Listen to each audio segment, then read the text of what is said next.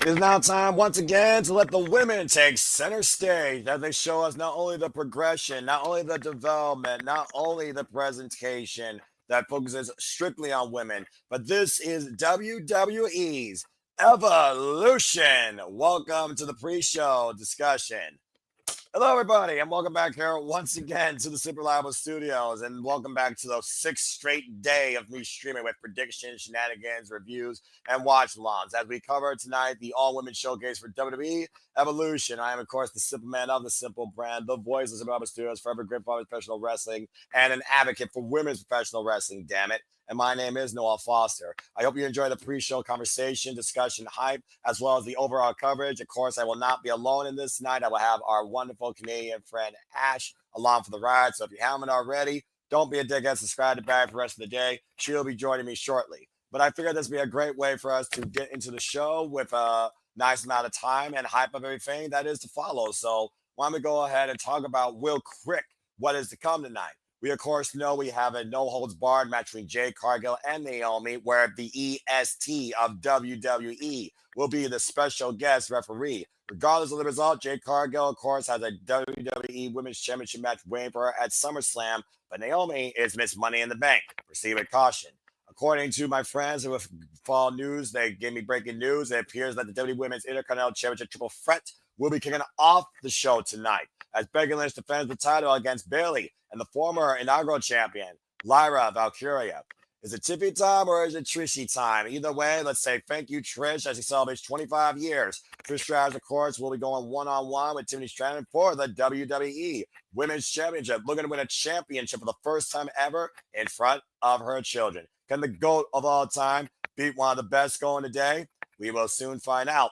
With Slammiversary implications on the line regarding next weekend, Jessie Jane defends the NXT Women's Championship against Jordynne Grace, the juggernaut and former unstoppable TNA Knockouts World Champion, where, of course, the winner will go on to Slammiversary face Monster Slavitz for the TNA Knockouts World title, and winner takes all. And, of course, Jordynne Grace goes in here with momentum, considering her and Blake Monroe did beat Fatal Influence, but it was the Glamour that got the win on Found Henry. Jessie Jane, Jordynne Grace, unaffected, I would think, by that tag team situation.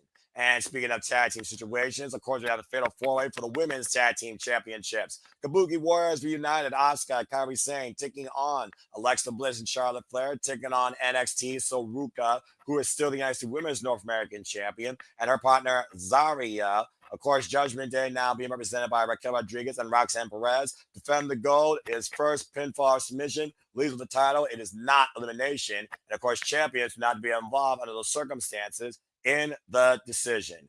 Thinking about what's ahead in WWE beyond the biggest part of the summer, there's championship opportunities waiting in Clash of Paris for all the women here in this Battle Royale, where the winner will earn a championship match at Clash in Paris in France. And of course, this all culminates, I believe, with the Women's World Championship as the Genius of the Sky, Io Sky, defends the title against Mommy, Rhea Ripley, and she asked for this. Will Io Sky suffer her own downfall, and will Mommy once again be on top, or can Io continue to prove that against Rhea Ripley, she is unstoppable as the WWE Women's Championship is on the line?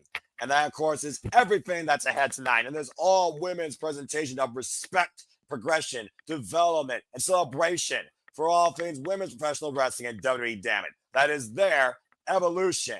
So I hope that you all definitely enjoy the watch along and the discussion. So, Fed, it's also great to see you here, of course, and I appreciate you always tuning in. Kate Rare, Wesley Coughlin, Matthew Hollister, and shout out to the over 40 of you that put in your predictions in the WWE PLE Predictions League. As you all know now, those predictions are final.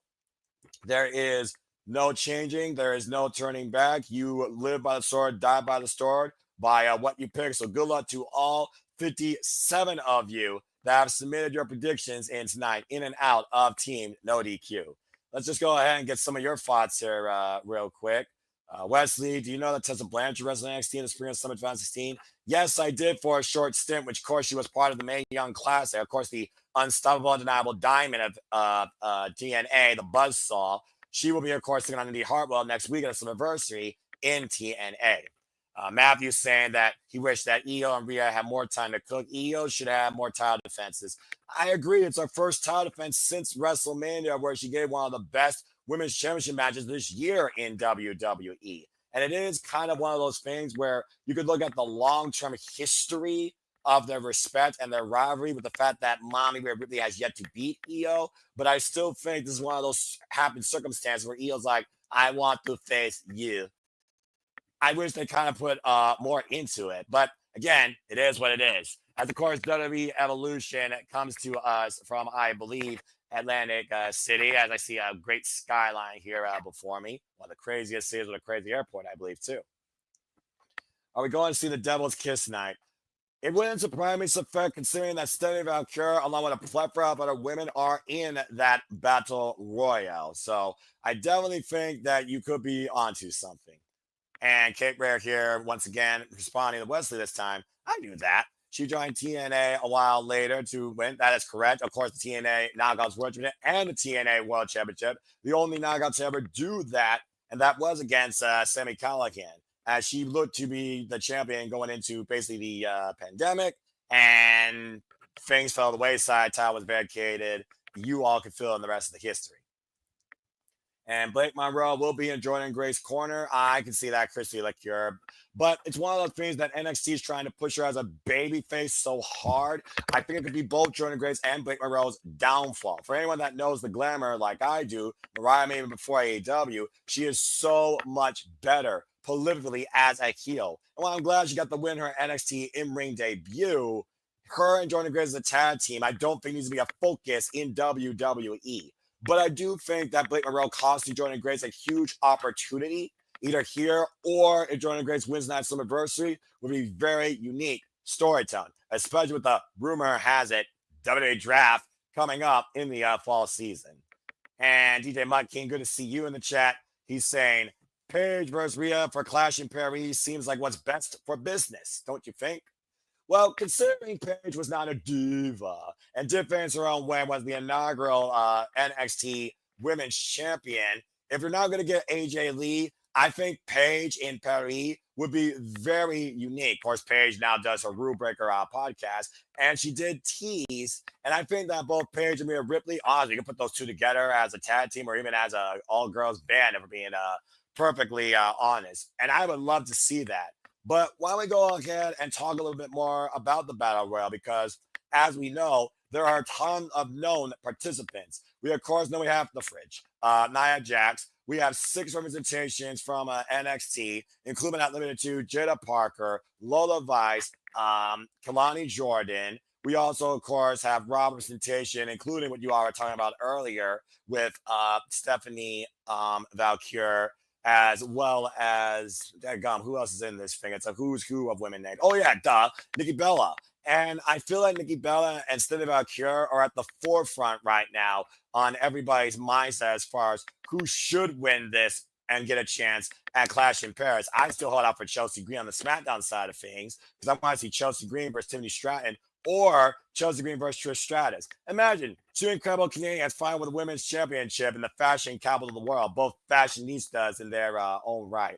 It's just some food for thought. And again, we don't necessarily know the entire field. I do know there was an updated graphic, but you all know that doesn't mean Jack Dilly in WWE. There could be a legend spot. There could be somebody from Evolve. There could be other names that might not even make it. That might have to fill in those other spots. What I do know is there's close to 18 women plus in this over-the-top rope battle royale. So we'll see who punched their ticket towards maybe a first time or reoccurring championship opportunity in Clash in Paris. So let your opinions, let your predictions, let your thoughts be known. Who you think deserves a chance at one of the women's world titles?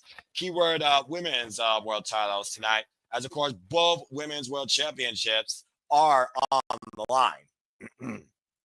I can't believe I'm still talking. All right. Well, that being said, let's go ahead and move away from there. As I, of course, see right now, they are previewing the WWE Women's Tag Team Championship scene. Of course, the prodigy, Roxanne Perez, who came into Monday Night Raw like a ball of fire. she had her fair share of run-ins with Rhea Ripley. She's been on Raw, SmackDown, NXT, and of course now part of the Judgment Day. And with Liv Morgan out indefinitely due to injury, get well soon, her and Raquel Rodriguez now come in representing the WWE Women's Tag Team Championships. Of course, the Kabuki Warriors reunited when Asuka came to Kairi Sane's aid to fend off Judgment Day. And of course, Kabuki Warriors are former WWE Women's Tag Team Champions. With that insane elbow reverse DDT combo to Roxanne Perez, there's a very real chance Kabuki Warriors could leave tonight once again the WWE Women's Tag Team Championships. Of course, Charlotte Flair, Alexa Bliss, a team out of happenstance, both are former WWE Women's Tag Team Champions. And they also are the only team to earn this opportunity tonight, while the rest were basically named. It's also one of those things when you look at Zarya, Saruka, or as most people I believe are calling it, Saruka. We've seen, of course, their effective chemistry since joining together in NXT, going for bat for one another with wins over the likes of the Secret Harvest, Chelsea Green, and of course Saruka snatching the former WWE Women's Tag Team Champion, as well as Izzi Dame last night. Saruka and Zarya might be the strongest women's tag team going on today in the WWE. We, of course, saw the Fatal 4-Way preview, which is these individuals, on Friday Night SmackDown. So I do think it would be cool to see new women's WWE Tag Team Champions, but the fact that Roxanne Perez is coming here representing Liv Morgan, I don't think they would have just done that just to get the titles away from Judgment Day, where Finn Balor becoming the multi-person belt collector. So I do think Judgment Day is going to retain. Now it comes down to who eats the decision and how it affects the future. Again, do you see NXT being more involved here in the Women's Tag Team Championship picture? I don't. If I'm being honest, I think the Kabuki Warriors are going to eat the fall, and I think Kairi Sane is going to be the fall person. Let's go ahead and see what you all have to say real quick regarding this. Christopher Vaquer with a flop. Roxanne Perez has 20 losses in 2025. Well, Christopher, you're not wrong, but as we know, it is not about wins and losses in WWE. It's about opportunity. And you can't argue that outside the prodigy, very few women have had the chance and capitalized on the capabilities of opportunity in WWE.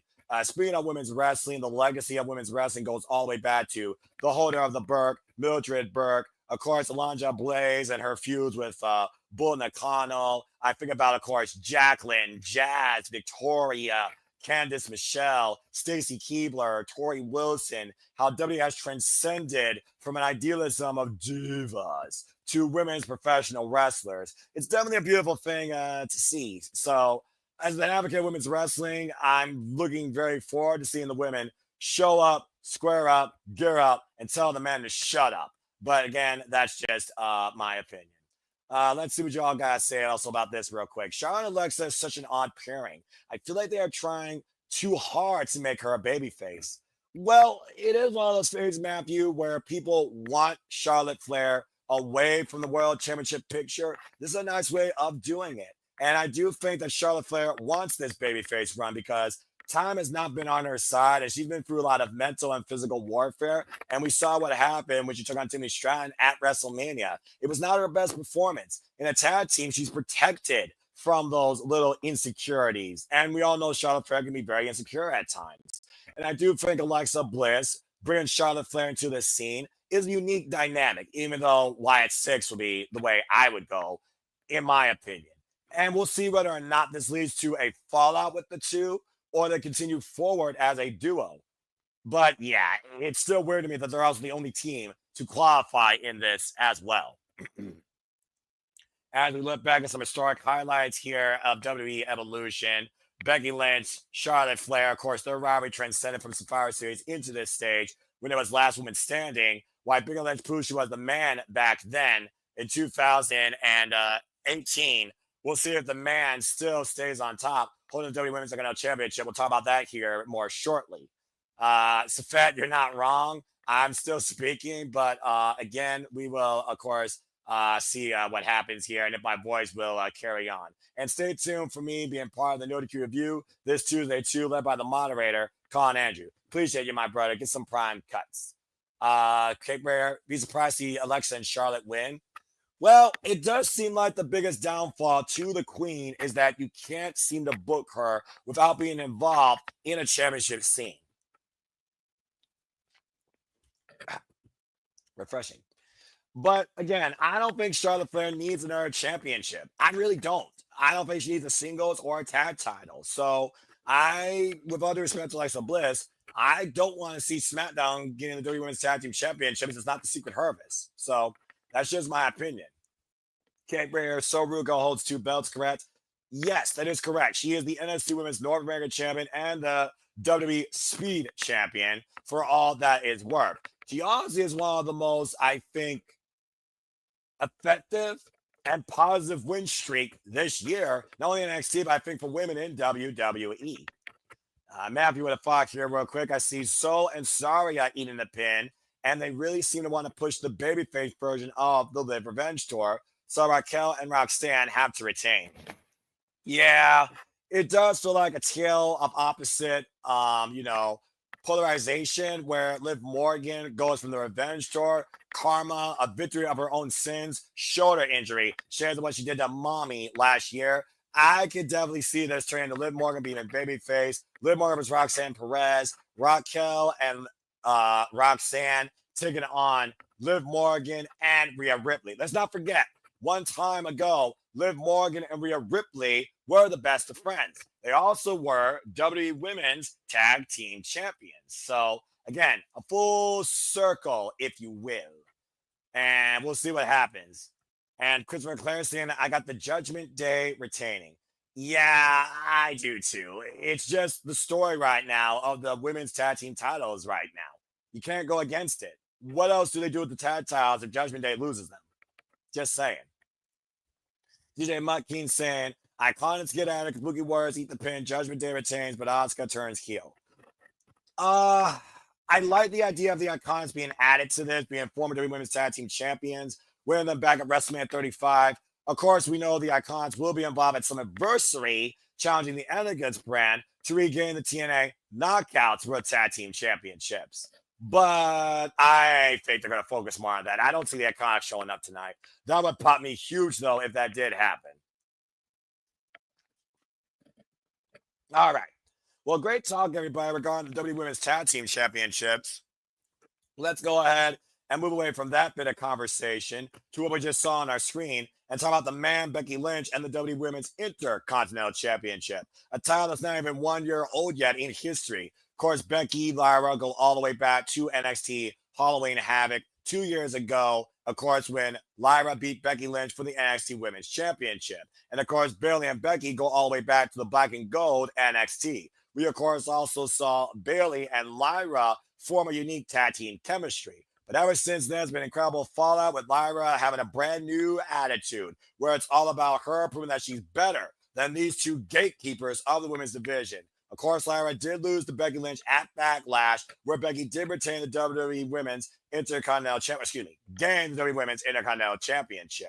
We were supposed to have another contenders match, but ended in controversy with both Lyra and Bayley's shoulders down on the mat. So while Lyra has been the most effective WWE draft call since last year, Lyra now finds herself here at a disadvantage where we got Lyra having to go through both Bayley and Becky to regain the WWE Women's Intercontinental Championship. And again, the man, she did win at the first ever Evolution, winning last woman standing, retaining, of course, WWE Women's Smackdown Championship. So can the man rise above both Bayley and Lyra? Will Lyra and Bayley's fallout be their downfall? Or will either woman capitalize on that? And can the man lose this title? This is also, you got to consider, her second defense after Bayley went after Becky Lynch and Lyra got involved and the match got thrown out. So, again, it's one of those things right now in a title in its young, hiccups. Young infertility. I don't want to see this title become hot potato when it should be the workhorse championship of the women's division. And Lyra's been one of the strongest workhorses this year on Monday Night Raw. So I think it's about time to get Lyra away from the Intercontinental scene and get her to the main event scene, especially with a newfound attitude, because many people have been waiting for Lyra to ascend to that next echelon. And most people said she hasn't been able to do that because she's like that attitude. Becky Lynch brought that out of her, and we've seen a much more confident Lyra. I think Lyra, though, will not win this, but I also think she will not lose. I don't think she's going to be pinned. I think Bayley's going to be pinned, and the story's going to be Bayley and Becky in the Intercontinental Women's Championship, and I think Lyra is going to go after the World Championship. But I got Becky Lynch retaining. Let's go ahead and get y'all's thoughts towards this. Lyra regains the title, is what my heart says, but my gut says Becky retains. Yeah, it's again, I think Lyra really set a pace, a precipice for this women's title, and I think she really deserved a strong run. She, of course, had it for about 5 months, of course, since now we're winning it, but I think she also is worthy of being a women's world champion. And Lyra and Io right now screams to me main event scene. I want to see that happen personally. Christopher Kirsten, I got Bayley because she deserves her flowers. Well, it's interesting you say that because, in a way, Bayley would be a Grand Slam champion, much like Becky Lynch is. So if Bayley does win, she will basically match what Becky has done. And while they're formerly the best of friends, they're now the most bitterest of rivals. But speaking of which, she's yours, she's mine, she's our Canadian friend, Ash. Hello, Ash. Welcome to WWE Evolution. How are you? I'm doing good. I'm doing good. Yourself? I still have a voice somehow, and I'm doing very well. I am sweating, but the action is going to be red hot tonight, just like it is right here in Toledo, Ohio. And I'm looking very forward to calling this show with you guys. Been previewing these matches, including for the Intercontinental title. So, again, what match are you most looking forward to? And then feel free to lend your thoughts towards this. Sorry, could you repeat that? I got you. You have Bluetooth earbuds, folks. What match are you most looking forward to, and what are your thoughts towards this? All right, so I'm looking for. This is one of the many matches I'm looking forward to because I'm going to be that person and say the entire card I'm looking forward to. Nice. Because it has each match. Because okay, growing up as a woman wrestling fan from like the early '90s through like the Ruthless Aggression era, there were women I enjoyed, but not the division as a whole. And it wasn't until like the late 2010s to now where I can be like, I love the entire division. It's not just a select few I like. It's 95 to like 100% I enjoy watching. I love and that. And it just shows, no pun intended, the evolution and progression of women's wrestling, especially here in North America. Mainly America and the United States, because I can't really speak for Mexico because they have their own history with luchadors and what they call their female wrestlers there. That's separate from here in Canada and in America as well. But yeah, we've come a long way from like where women's wrestling was to what it is now. Well said, Ash, and I love that aspect. And I couldn't think of a greater partner to be with me on this call tonight. That is a celebration of the development and the evolution of women's professional wrestling in WWE. And Kate Ray also says hello, another Canadian. Well, speaking of Canadians, there's going to be a lot of great Canadians on the show, of course, tonight. But before we get there, let's go ahead and get your thoughts real quick, again, towards the WWE Women's Intercontinental Championship. I don't think Lyra needs it, but Bayley also becoming Grand Slam like Becky, I could see her also getting it. But also, Becky just got this as their second defense, and I don't necessarily see Becky losing it. Again, Becky did win back at the original Evolution. So what do you think? It's like true. Becky has just recently won the title, but at the same time, because of like the character, personality, and star power Becky has, she doesn't really need a title to stay and remain relevant. Whereas you can make the case for Lyra. Oh yeah, I did. You brought it up? Come over here. Oh, who's that? This is my mom. Say hi. Hi. Hello. Hi. God bless mothers. So, anyway. oh yeah. So Lyra could use the title more, especially with her newfound personality. You can make the argument that Bayley needs the title as well because she doesn't really have much going for her right now, and she can get a boost by having this run, and also because, like Becky Lynch, she herself is a big name, and she could help put over the next challenger, especially when it's a newer person. But with Lyra, with their newfound personality, I think her having a title reign would really help elevate her newfound character.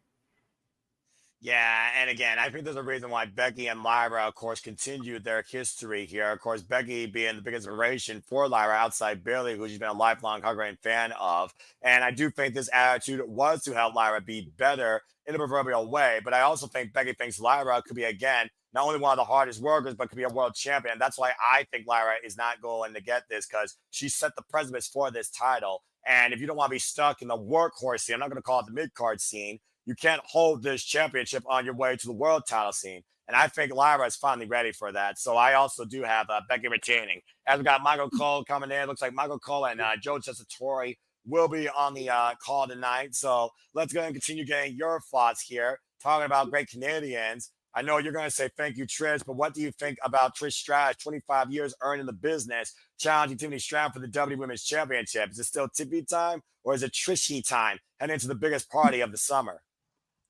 I don't see Tiffany losing the title anytime soon, and I'm hoping she gets a good match out of not just for herself, but with Trish as well. Because from what we've seen from Trish coming in and out of pro wrestling, like once in a while, she has not lost the step. And if they do decide to put the title on Trish, I'm not opposed to it, because I know Trish will use that title reign to elevate the younger talent. It's not that her winning the title is not about her; it's about the next person becoming a megastar by defeating her for the title. But I see Tiffy continuing until whenever she loses it, whenever that may be. That's fair. And yeah, Tiffany Stratton, again, she really has, of course, been inspired by so many others over the years, by arguably the GOAT of all time, if we're being honest here, Trish Stratus. Of course, we saw these two come together in Canada back at the Royal Rumble and Tag Team match, or excuse me, Elimination Chamber and Tag Team match. And as we also got Wade Barrett coming as we're just minutes away. But I also do think that Tiffany Stratton is going to retain. So before we get into the show, we're less than 2 minutes away. Let's talk about the other World Championship, which again, this could be the most polarizing result, but honestly, does Mommy need to be back on top, or does Io Sky continue the run where so far she's been Rhea's downfall? What do you think about this? It's the same problem with Rhea's getting into that territory where she's always in the main event picture, like we complain about Charlotte. But sure, you can make the argument that, yes, Charlotte's been around way longer. But at the same time, it's just, we need to cycle out opponents for Io, because Io hasn't really defended her title that much. And I don't want the reign to end quite yet. And plus, I get there's a story going in here because Rhea has yet to defeat Io. But we can continue this, have Rhea do something else, and have Rhea, if Io's still champion by then, have her get the big win at a bigger stage. Not saying that this is not a big stage, but when you think of big stages, you think of stuff like SummerSlam or Survivor Series or WrestleMania. Yeah, that too. Where of course Io Sky won that night. So yeah, I think that Io Sky truly proves she is anything but a footnote, and I think she deserves to continue to be the head of the Raw Women's division.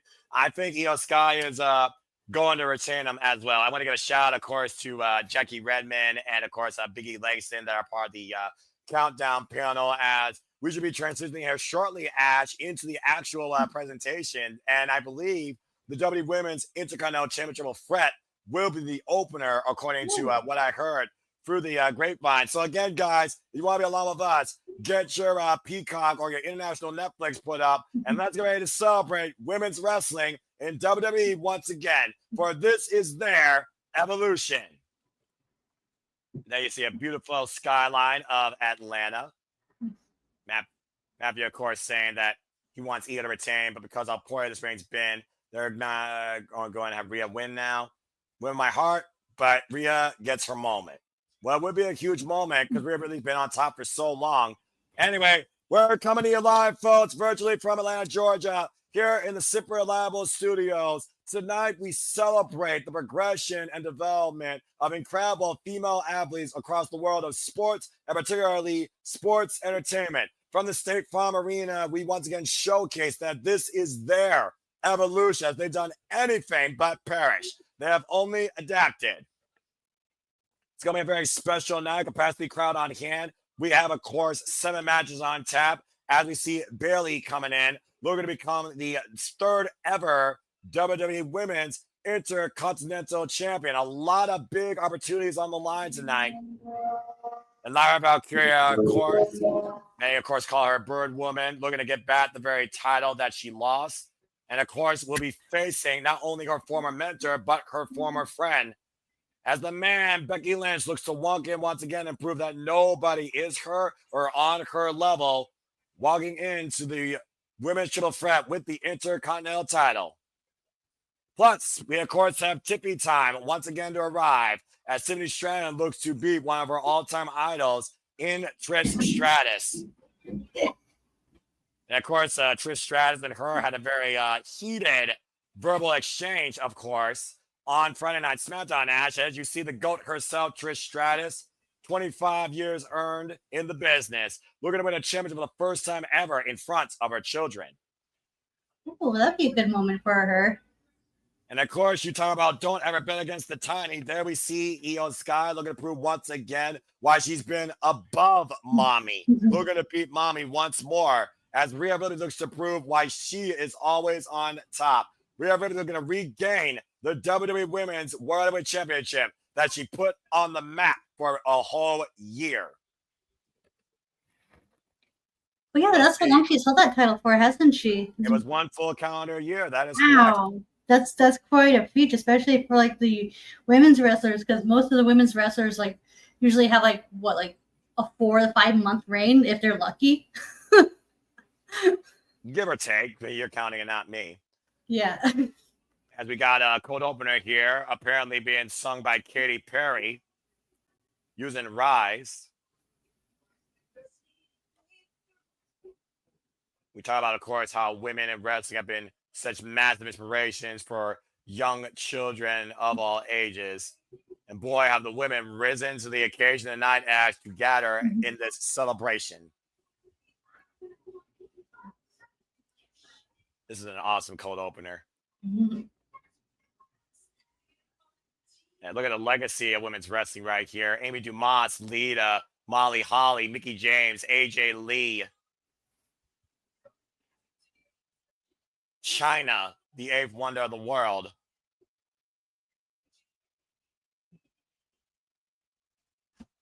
Oh, Yeah, Mom?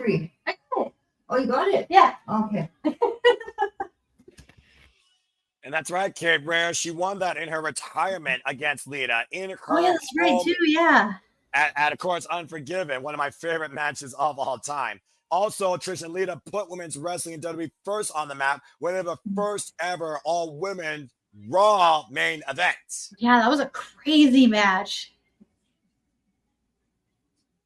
And it's amazing, like, how many women's main events we've had since then. Yeah, not to mention the moments, Elimination Chambers, Royal Rumbles, Money in the Bank, War Games, Iron Woman matches. We've seen everything that the men have done, and some of the women have outshined these men over the last decade plus.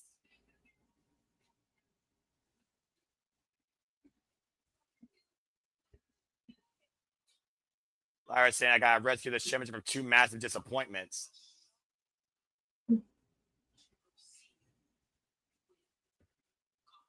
WrestleMania rematch, Ash, as Naomi says, proceed with caution. Yeah. Miss Money in the Bank, if she can cash in whenever, wherever, right? Yep. Of course, Tiffany Stratton says this is no longer the Attitude Era, and she's very much correct.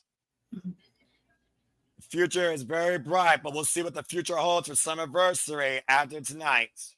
Oh, yeah, that's right. We got the NXT title, too, yeah? Being That's represented. Right. All 3 brands world championships are on the line tonight. I'm surprised no TNA, though, sadly. It is what it is. But now, Ash, Maybelline, New York, and the Survivor Studios bring to you Evolution. Boom!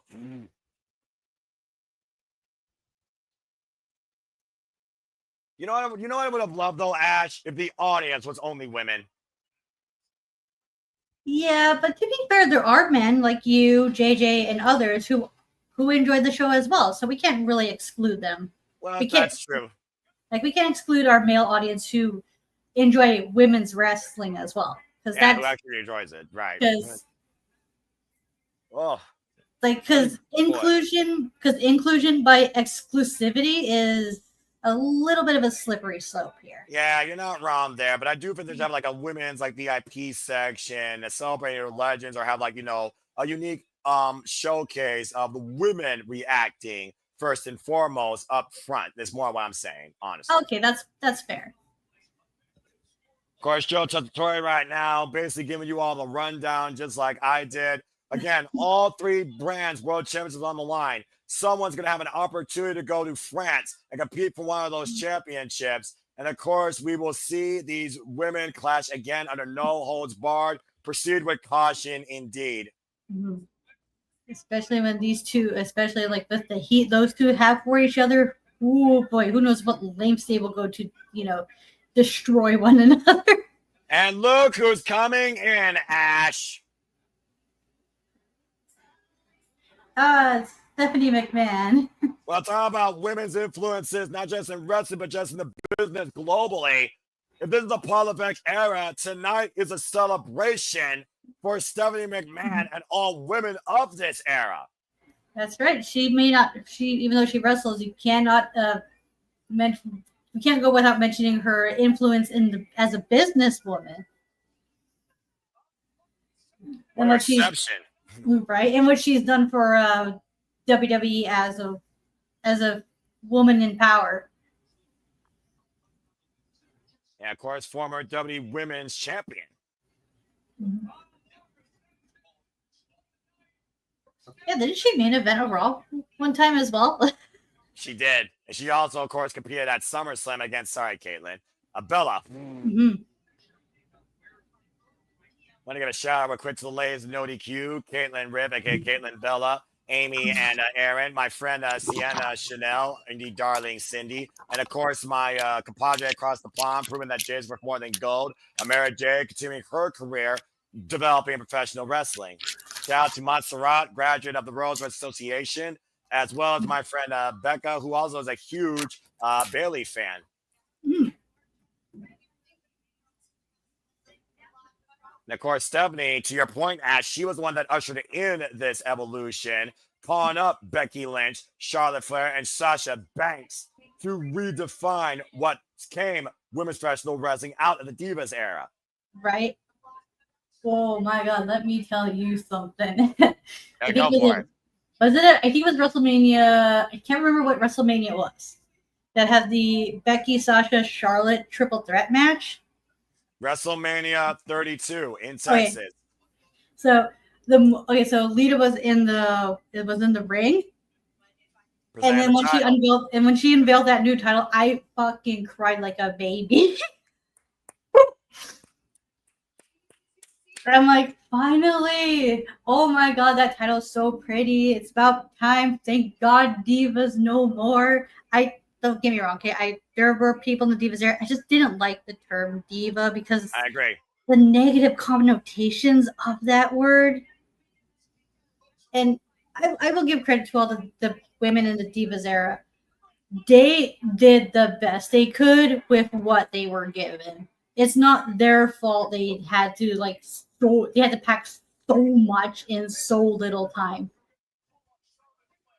Exactly. And to your point, Ash, again, we wanted to give divas a chance. More importantly, we wanted to give women a chance to represent and show what they could do in the ring. Much more than a pretty face. No offense to the first women professional wrestling that should be inducted to the Hall of Fame, Miss Elizabeth. But we have really seen how competitive and compelling women's professional wrestling can be in this business.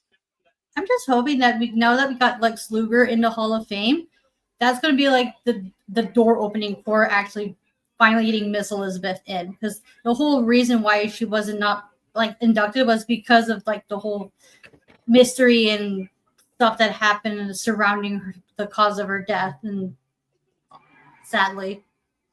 Yeah, and again, it's those legacies that supported us to get to this point.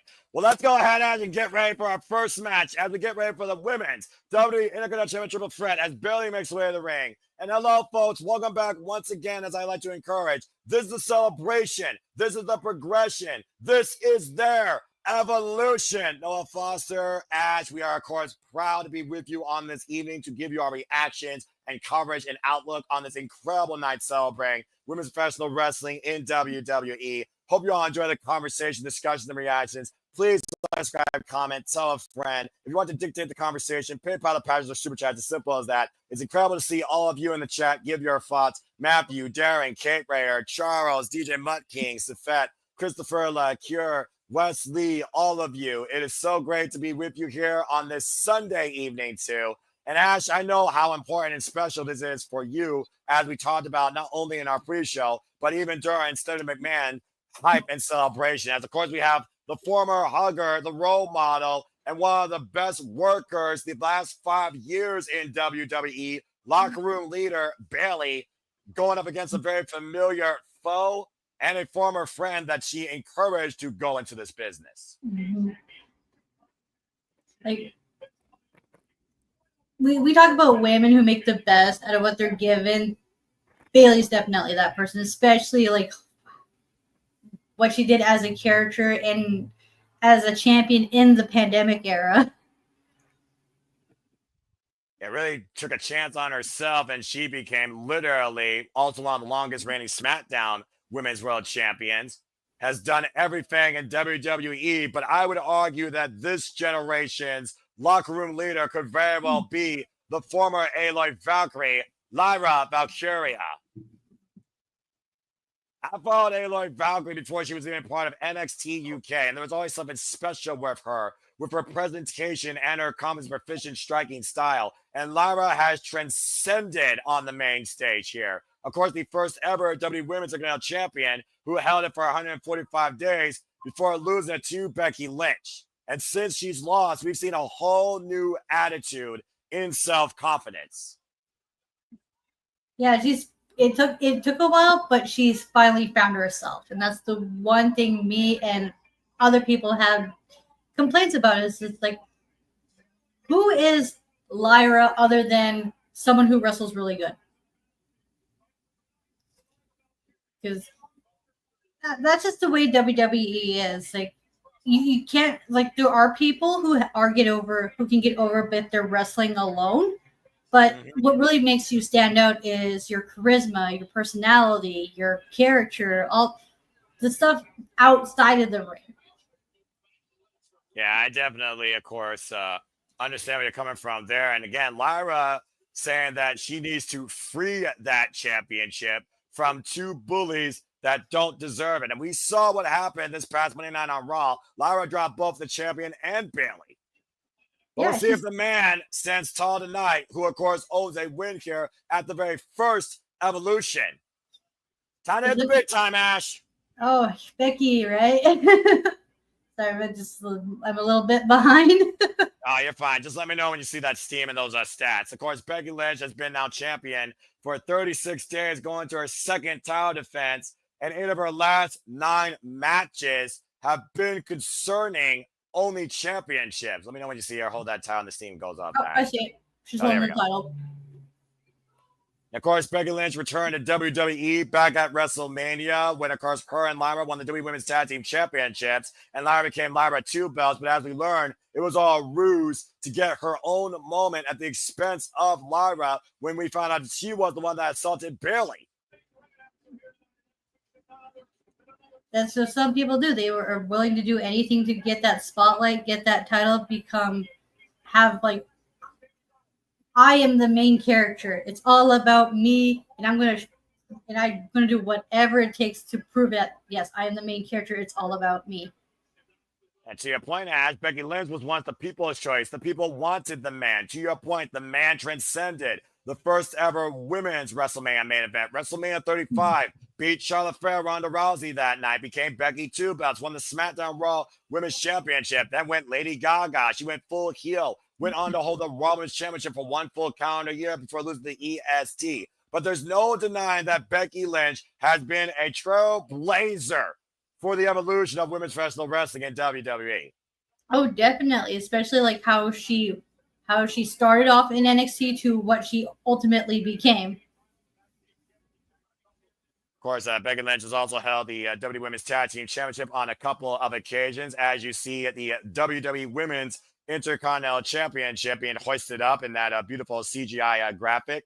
Again, triple threat, no disqualifications, first pinfall submission, you leave with the title, champion does not be involved in the decision.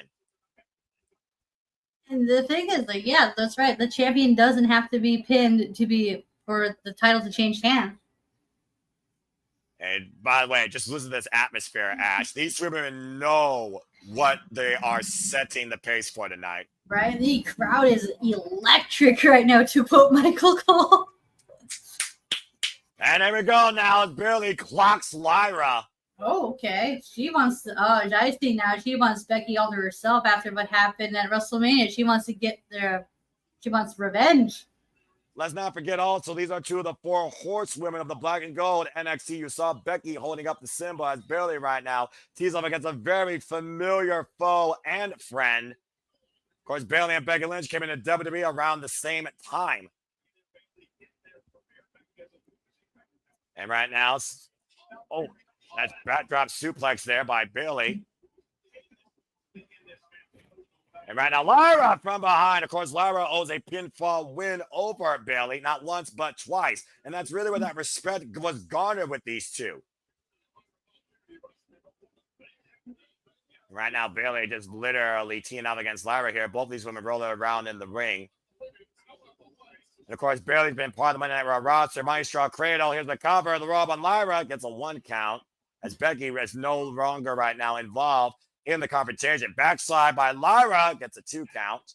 And right now we got a bit of a test of strength here, Ash. Wait, watch Becky. Becky with the double roll up. That was smart. Right. And right now, Bayley, I want to give a shout out to the entire WWE correspondence. Cover with the roll up gets a 2 count. Alicia Taylor, Captain Kelly, Jackie Raymond, Stephanie McMahon, Joe Tessitore, Wade Barrett, and Michael Cole. That's rising knee strike by Bayley to Becky, and Lyra, though, using Becky as a weapon. Innovation might be key here, but also capitalize an opportunity off the second rope.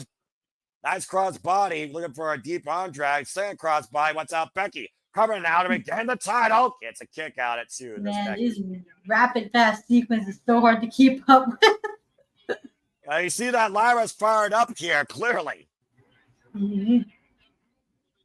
Again, Lyra set the pace for this title being Dakota Kai. Inside cradle, though, by Becky. Gets a 2 count. With wins over the likes of Ivy Nile and Raquel Rodriguez on her way to WrestleMania to challenge for the Tag Team Women's Championships. Like, that's what Lyra was. She was the fighting champion, defending that title any chance she gets. And oh my God, this is quite the submission Lyra's got Becky in right now. Pendulum being applied here to your point. Shades of course, another standout in women's wrestling. Paige, also known as Saraya. Nice knee strike there. As, of course, Paige used to use that. But again, you took your eyes off one opponent as a triple threat. They could come in any time from behind and get the better of you, as Bayley did there in that moment. Shotgun drop kick by Lyra to Bayley now, and Lyra in the ring alone. And just as almost Becky did, she stacked up both of them while they were rolling up each other. And Lyra right now looking to soar here tonight, looking to add another battle feather to her wings. And Lyra right now, Giulia caught though of the attempted drop kick. Hoisted up by Bayley and Becky. Oh, and face first in the announce table. Good grief. As if there wasn't enough freaking physical warfare last night on Saturday night's main events. You do wonder, though, Ash, if Bayley and Becky were more so focused on each other, figuring that they should be the ones only involved here in this match evolution.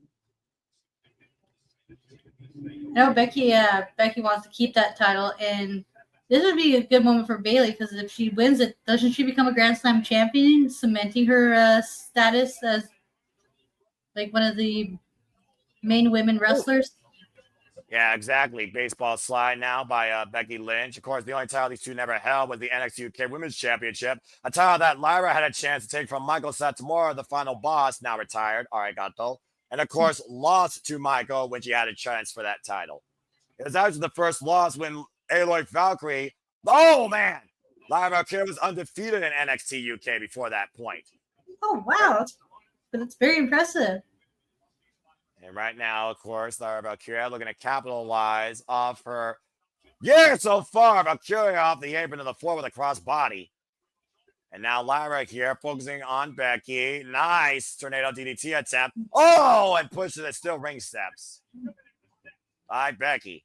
Good counter here by the man. Nicely done by her. Again, though, look at what Becky's focusing on. Becky is focusing on Bayley most of this match. Driving Bayley head first to the barricade. It's almost like to make you think like in her mind, Lyra's an afterthought. And right that, now, yeah, and exactly. that could Oh, go ahead. I would say her cost, like focusing on Bayley and like not worrying about Lyra, could cost her the title.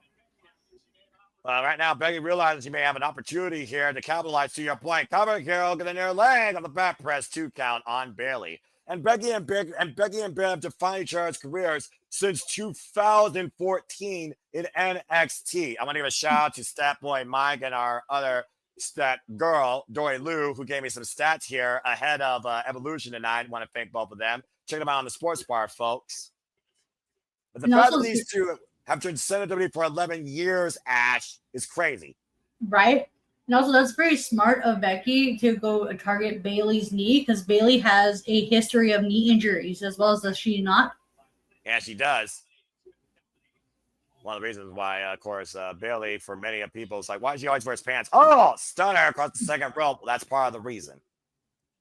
Of course, Bayley made history before Becky and Charlotte Flair, when, of course, her and Sasha Banks put NXT and women's wrestling on the map at NXT TakeOver Brooklyn. Nice double axe handle there by Becky to the top of the head of Bayley. Cover now to retain the title. Gets the 2 counts. And only followed that up with like the really good Iron Woman match too that they had at the pay-per-view after. Which, of course, inspired the young Izzi Moreno. For all we know, could be very well part of WID sooner rather than later, but will be going up against Seda Steelkin very soon in GCW. Of course, still the Mission Pro Wrestling Women's Champion out of course, Hybrid Wrestling in Texas. All best to the BFF Izzi Moreno, who now is officially 18. Right. Nice stomp there. And it's amazing how the youth have developed at such a young age in this business, Ash. Like the likes of Billy Starks. I was about to mention her. I was about to mention her too. Like you read my mind. I try. Lyra right now, nowhere to be seen after being driven in those steel ring steps here. Chance for Bayley running out here.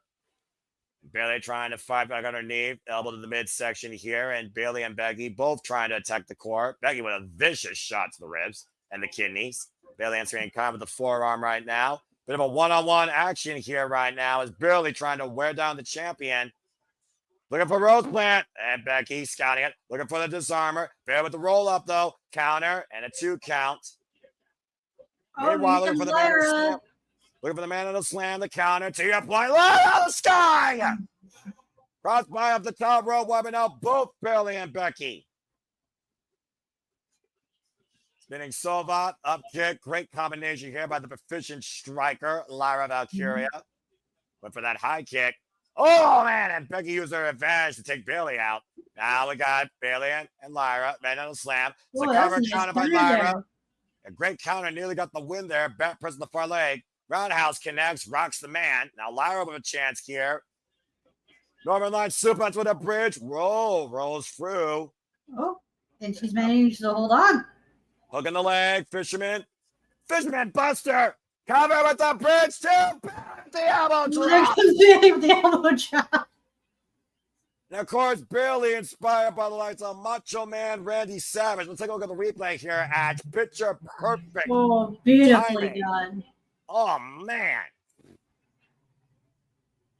And it's one of those things, though, being stuck in that position, all Lyra could do is nothing but take that. And this is an incredible night we have in store here tonight. All 3 of these women setting a great pace here. This is for the WWE Women's Intercontinental Championship. Bayley, Lyra Valkyria, and Becky Lynch. I love how hot the crowd is for this match. This is amazing. I hope they keep up this energy all night. This is honestly one of the hottest U.S. crowds I've heard for a long time in WWE. As it should be, damn it. All that fun. We're getting a "This is awesome" chant. As it should be. Right now, Bailey. Go ahead. Sorry, you can finish. No, you're good. Oh, man. Sunset flip powerbomb. Becky and Lyra. And now Bailey in the cover with the far leg. 2 count. Please go ahead. I was about to say, hopefully we hear that chant all night throughout the rest of the matches as well.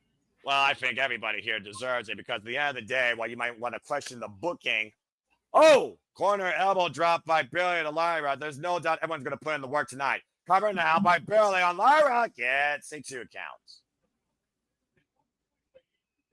You almost wonder at what point does Bailey get frustrated because to this point, Bailey has not beaten Lyra one-on-one yet.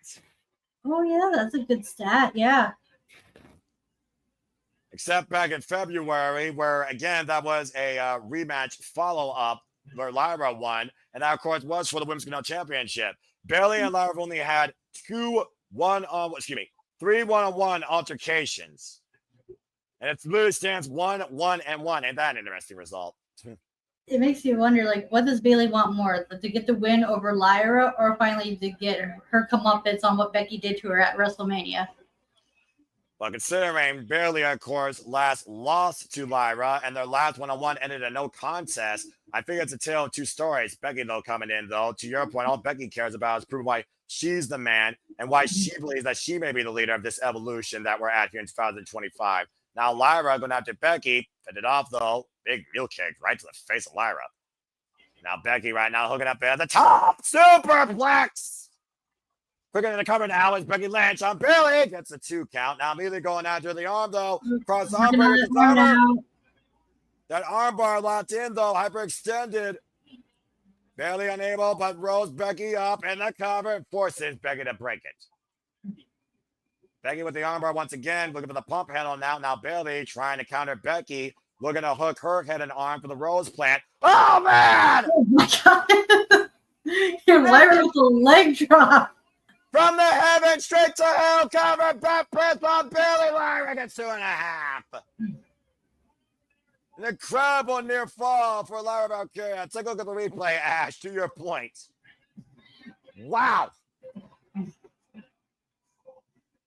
There's a reason why Aloy Valkyrie was undefeated in NXT UK, Ash. It was that very top rope leg drop. Mm-hmm. All 3 women down.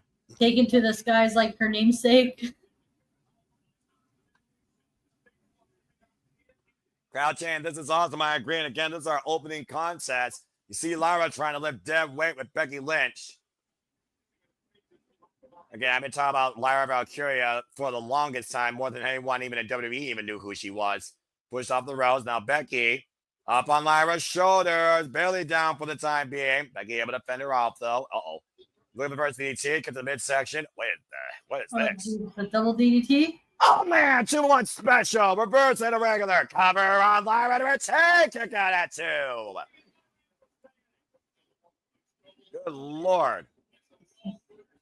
And again, for those that are wondering about predictions across WWE, NXT, and WWE, I will have results later in the week. Thank you all again for tuning into the entire week for the Survivor Studios in our previews and watch-along coverage. You all make this possible and how we progress the passion. And Becky right now looking to continue to progress upward in WWE, still holding the WWE Women's World Champion and proving she's better than Lyra. Lyra slow to stagger to her feet. Becky hooking up Lyra, and it'll slam. Counter, reverse Cazadora, roll nice up on Becky, 2 there. count. Now Becky with the roll up on Lyra, 2 count. But the boot. Oh, man, sent Lyra over her face. And hooking up Lyra. No, slam! Cover for Becky to get the stave. Just right in time, too. And again, this is the risk of a triple threat. When you think you have one opponent down, another one comes in. The incredibly competitive contest here in our opener has been any woman's game. It is. Then Becky and Lyra lining up one another. These women aren't holding nothing back here. The animosity of the man and the role model. And Becky runs into Bailey with a throat thrust, it looks like. Now Becky following up, but Bailey with the knee to the midsection. We'll see which one of these women drops first in this exchange. Back elbow strike, great scouting by Bayley. Now hoisting up Becky up on the shoulders. Bayley. Oh! And Becky Lynch down. Bayley with a counter and a Bayley! Oh, we haven't. Lyra with the save. A lot of close calls in this match, isn't there? Dumb. If you're going to put this one away, you got to make sure the other woman's out of the equation. All three of these women are on point here, Ash. Mm-hmm. Yeah, they all brought their A game today, didn't they? Now, Bayley and Lyra here. And Bayley, slamming the taste out of Lyra. Oh, and Lyra stirs the Guri. Dropping Bayley hard. Now, Lyra with Becky up on the shoulders. Nightwing! Nightwing! Cover! Bayley with the save. Every woman's hit their finishing move, and the other remaining contestant has broken the pinfall.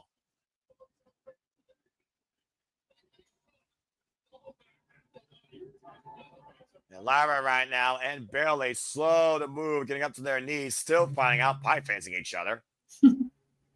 I need Lyra and Bayley in an Iron Woman match after this. Ooh, I would love that. Yeah, that sounds really good. I wouldn't mind Lyra versus Becky in one as well. That'd be pretty sweet.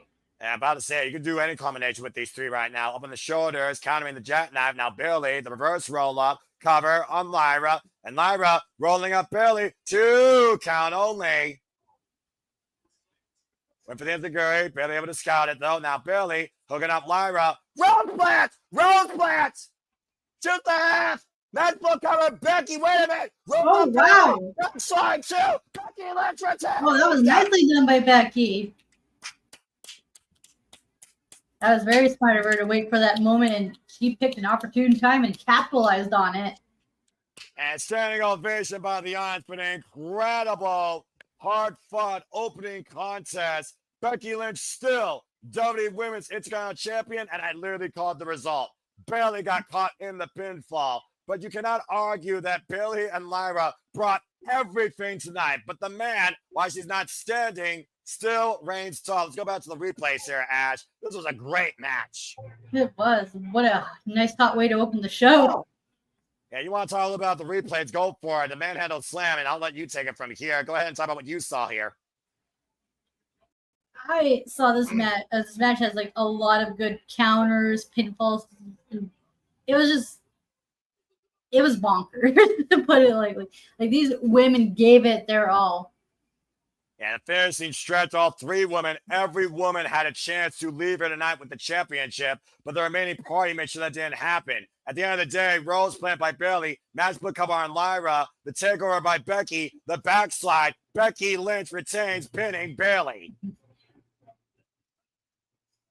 Congratulations to the man who is now 2-0 at Evolution. Oh yeah, that's right, because she beat Charlotte in that what was it? Last woman standing match. That's what it was, yeah. Becky Lynch still the WWE Women's Intercontinental Champion. As Becky screams, I'm the best to ever do it. And we got a moment to breathe. Fuck WWE marketing because it's so damn ridiculous. Well, that being said, I said what I said. This service still sucks, and it's still way over marketed. All right, underwhelming wrestling. Well, that being said, Ash, great stuff. And I do wonder now, does that mean Lyra will move towards the World Championship picture? She's had her rematch. She had her chance. She tried to beat her former friend, now foe, and Becky got the better of them both. You would hope so, because I wouldn't mind seeing Io versus Lyra, because Io, if she does retain, could use some more opponents. Or Lyra versus Ripley would be a pretty good, solid match, too. Because right now, we got Becky and Bayley. They have their program going on with each other, and so Lyra can move on and do different and better things. Now, that being said, though, Bayley got pinned by Becky. So is Bayley going to still go after Becky, or is Bayley right now going to question herself when it comes to where does she fit in WWE after losing out on that championship? Because Lyra did a very good job of establishing the standard for the Intercontinental title by defending it every week. pretty much against all challengers, whether they were open or whether they confronted her. Of course, we're here in Atlanta right now. Atlanta, Georgia, previously, of course, hosted a WrestleMania. Speaking of women influenced WWE, there you see the NXT General Manager, Ava Raine, also known as Simone Johnson, The Rock's daughter.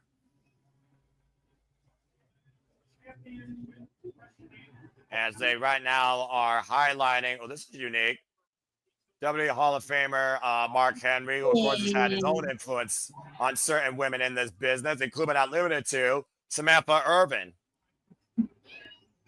Oh, God, no. God, no, that voice.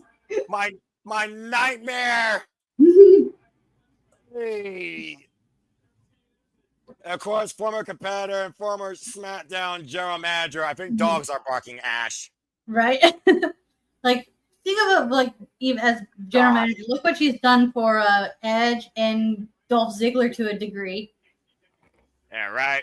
She's been a fatal influence in WWE, to say the least. Speaking of which, we look towards the future of the NXT Women's Championship, as we'll see who's heading to Summerversary to make history. It's Jordynne Grace versus Jessie Jane for the NXT Women's Championship. As, of course, now they play the cold opener for those that have the premium Peacock service, and those that don't, you're probably getting advertising and trivia. Again, Ash, this is huge. One of these women will have a chance to not be the face of NXT, but the face of the most, in my opinion, influential women's division in North America, the TNA Knockouts, established by Gail Kim, set the pace since 2008. Gail Kim, Awesome Khan, Angelina Love, ODB, Mickie James, just to name a few. Tara. Love, Velvet Sky. I mean, we could go on all day. The Bunny. Right. Hey, Allie. Taylor Wilde, Sarita. Rosemary, Jade. Kamada. Jordynne Grace. Yeah. Tessa Blanchard. The Virtuosa. Deonna Purrazzo. And, of course, the current TNA Knockouts World Champion, Masha Slamovich. But speaking of champions, the world was a what the fuck when they saw Jessie Jane beat Stephanie Vaquer and became the fatal influence in NXT's women's division. I don't watch NXT, and even I was surprised by this. Like, oh, they give this to her. Okay. Because she's one of the few women who I don't really hear much about. So when I heard she won the title, I'm like, oh, they must have either they have big plans for her, or I hate using this word, transitional champion.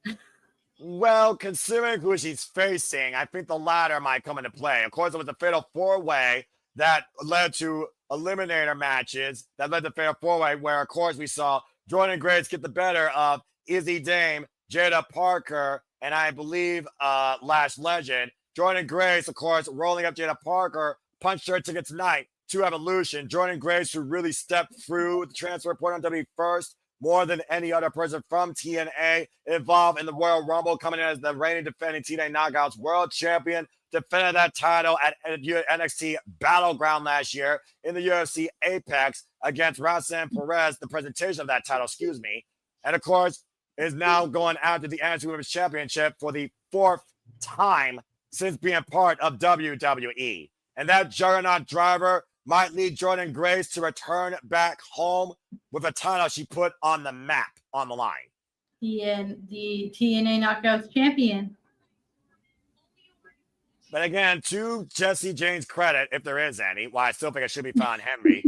Jessie Jane has been a long-term stay in NXT. Of course, one of the longest reigning notorious WWE Women's Tag Team Champions. And now looking to lead by example as the champion in NXT. And I think the jury is out to your point that if Jessie Jane doesn't win here tonight, then she's nothing but a footnote in NXT history. Mm-hmm. We also got to consider that Jessie Jane has the numbers game. Jasmine Nix and Found Henry will be in her corner. Do you think Blake Monroe would be in Jordynne Grace's corner? I could see it, considering last night it was Blake Monroe and Jordynne Grace that got the win over Fatal Influence, with Blake Monroe pinning, of course, not the champion. So tonight, we're going to see the landscape change once again in NXT, whether fatal or whether powerful. NXT Women's Championship on the line. Here we go. Oh, I hate that Jordan Grace has been death rebelled. Pound for pound, one of the strongest women in WWE. And I mean that literally. Absolutely. She's called the Juggernaut for a reason. Just look at all that power in that tiny body. Oh, there's Blake Monroe. To your point, there she is, the glamour. I think they call themselves the Glamour Knots. Of course, Jordan Grace alongside the newcomer to the NXT Women's Division. They got their win last night at NXT Great American Bash by Mariah May. Still one of the greatest stories of women's wrestling ever against Timeless Tony Storm in AEW.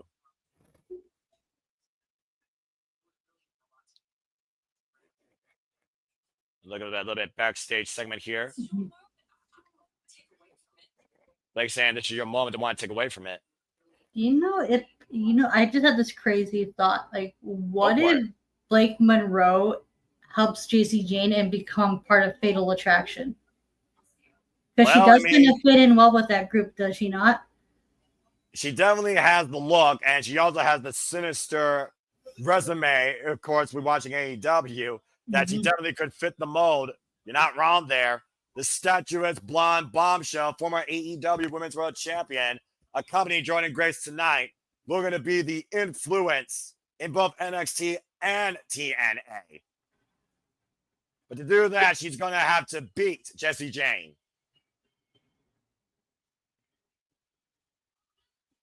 Jessie Jane, pressure cooker at an all-time high.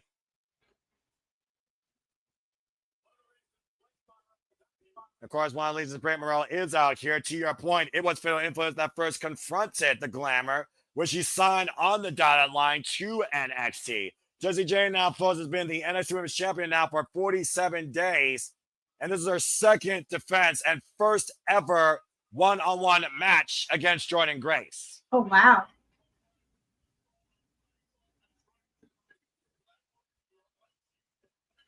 I just don't know if I could just buy into Jessie Jane as somebody that could lead NXT and TNA. Even if she was to win here tonight, in my opinion, she's going to have to win clean to prove something to me. Oh, but being the heel that she is, I don't expect any sort of sportsmanship from this woman or group. No, not at all. From what I've seen from her and Toxic Attraction, much like Blake Monroe in AEW, she's willing to do anything to get what she wants. Let's head down to the ring announcer, Alicia Taylor, to set the pace for our first World Championship match of the night. What for?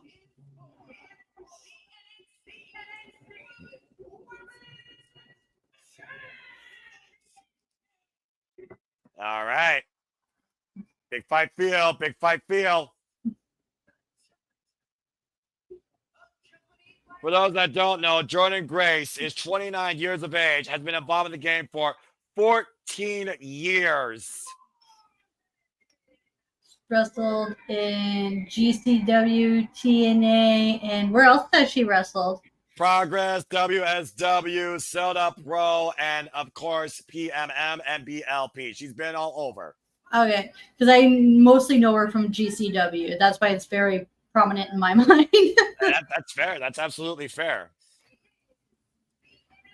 And I know Jessie Jane from a brief work that she had, of course, in Australia. For what it's worth, Jessie Jane is actually one of the more experienced competitors in the NXT women's roster. Where in Australia does she work? Of course, the winner of this match will go on to Slammiversary to represent NXT and go after the TNA Knockouts World Championship in winner take all. As I look up that information for you here. Jessie Jane, by the way, stands at 29 years of age. She worked out of ACW as Avery Taylor, also known as American Combat Wrestling. Bell rings are underway. Okay. It's also an inactive promotion right now, too. Fair enough. Because there's one promotion in Australia right now called PWA that if you're interested in, you can check online on YouTube. Keep up. And of course, Robbie Eagles have influence in Australia as well, too, Jessie Jane.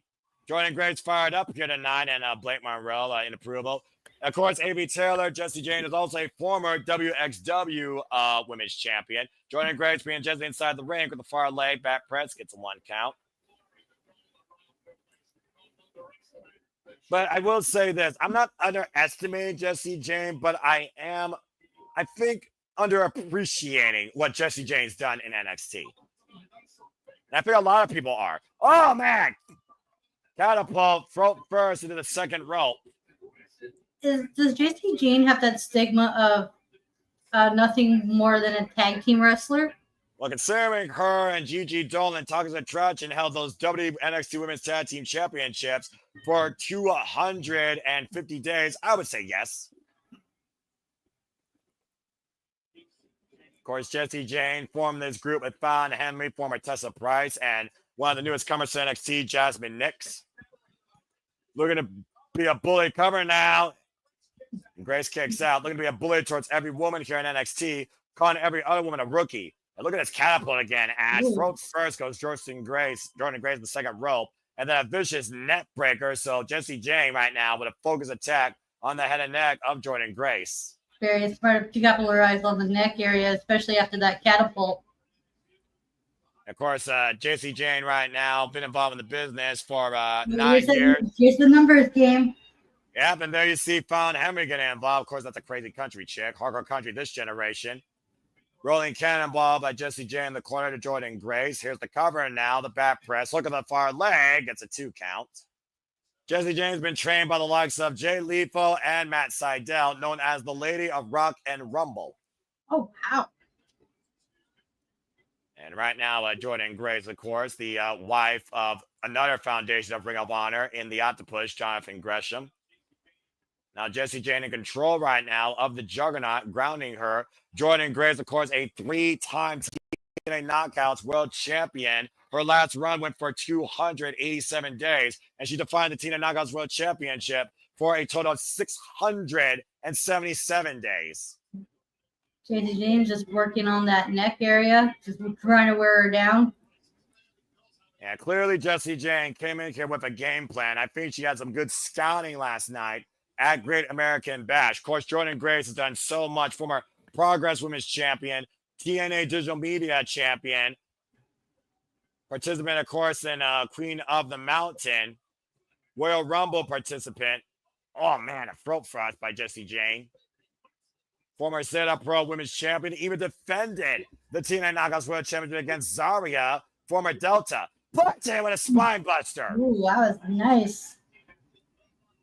And of course, Blake Monroe and Jordan Grace did get the win last night, but Blake Monroe did pin the champion, though. Oh. I believe. So, again, the women's championship on the line tonight. I would think Blake Monroe would be definitely next in line, whether or not it's Jessie Jane, Jordan Grace, or Mancha Slammers that holds the title after next weekend. Yeah, I was about to say that getting a win on the champion puts her in line for contendership, does it not?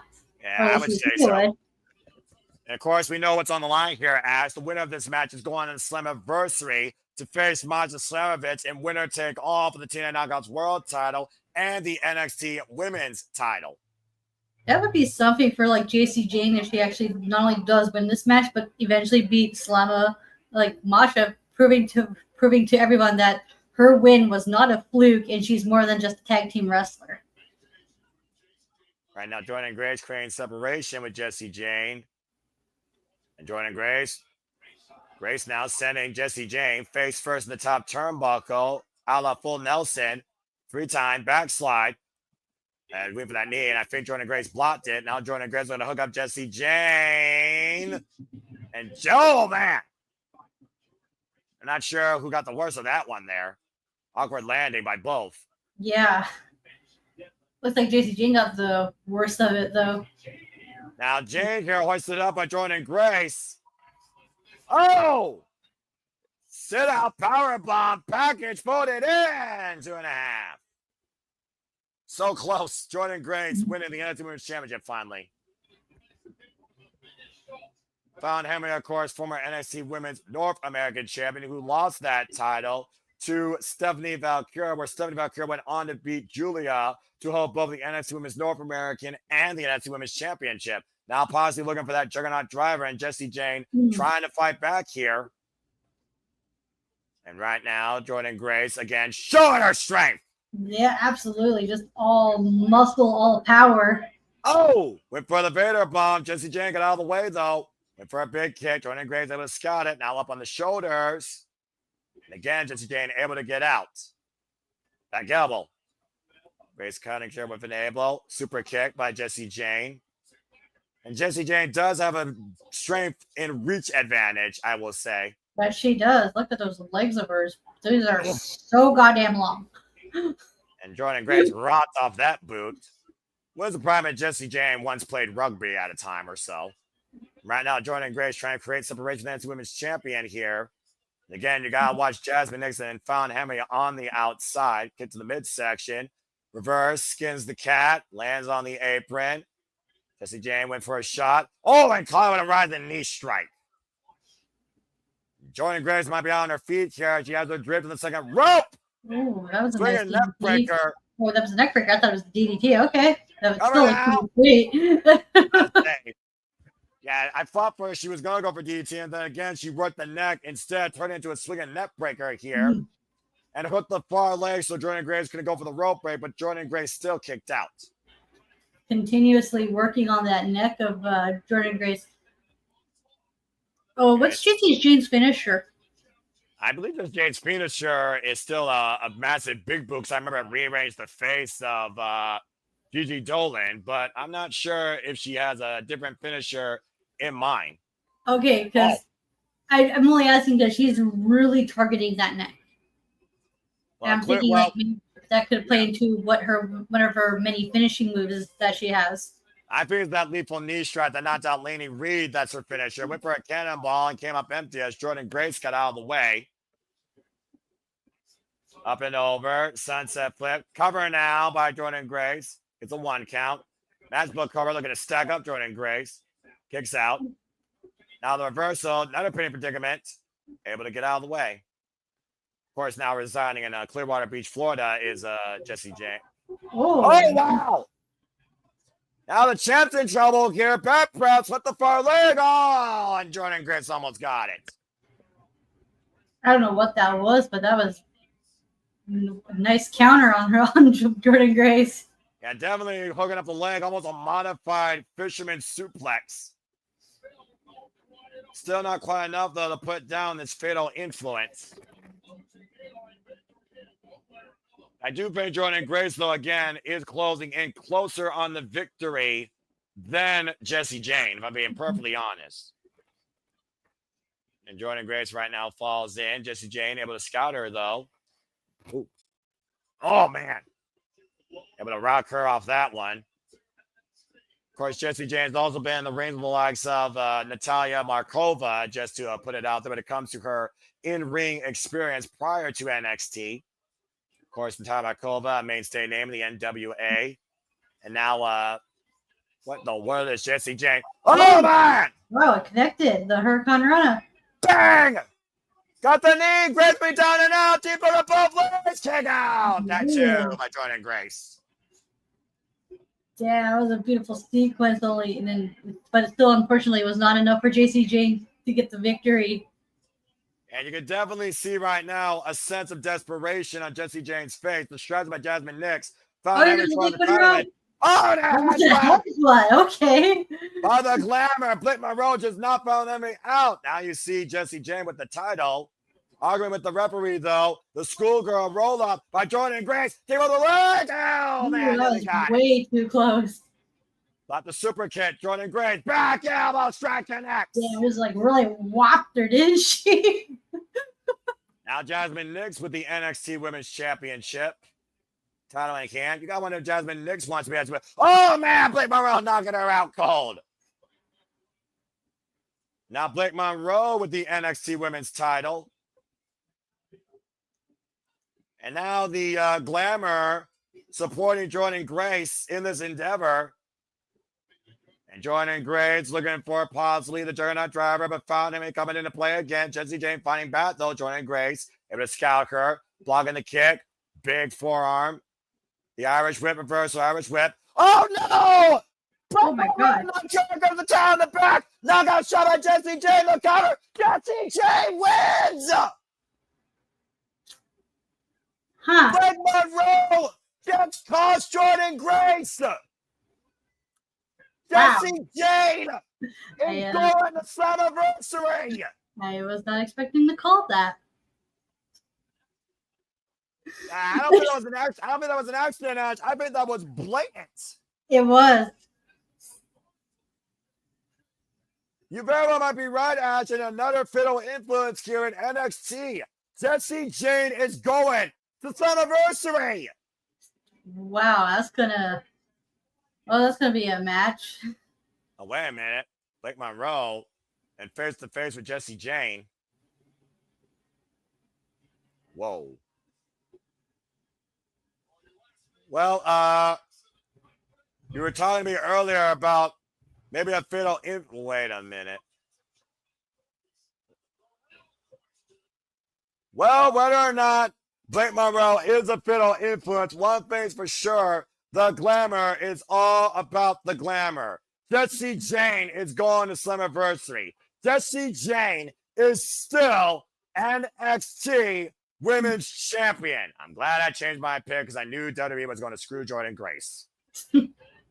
Thanks, GAB. Again, as to your point, belt to the lower back, rolling elbow strike. Jessie Jane, hook of the leg. Jessie Jane retains. And look at the face of Blake Monroe. Again, I'll say it once. I'll say it 1,000 times. Never have something so glamorous seem so sinister. Mm-hmm. And whether you like it or not, folks, you still have Jessie Jane as your fatal influence in NXT. It's always the pretty ones you gotta watch out for. Unbelievable. I'm a little bit disgusted. I'm sick. I'm fucking sick by this. I can't believe I actually called that. Holy shit.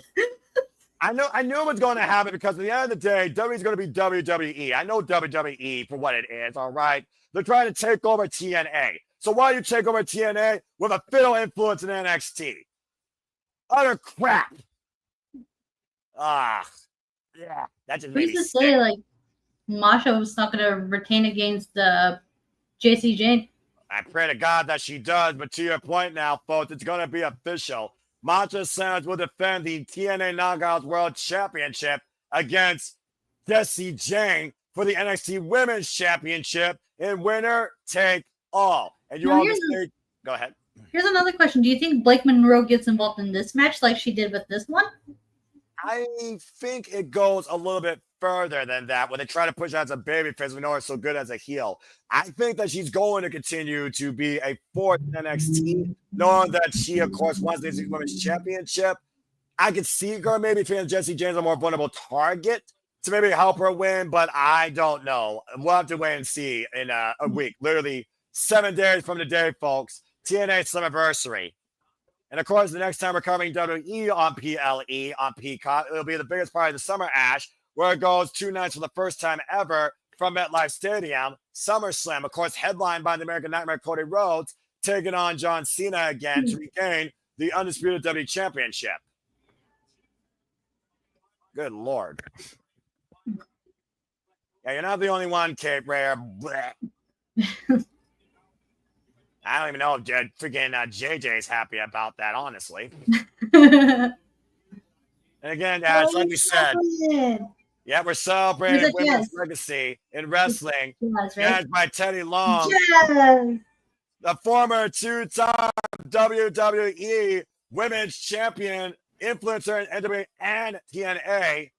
And of course, earlier today, talking about all the greats, there you see Ivory, who's still as crazy as ever, in my opinion. Of course, we also remember her as the good mother.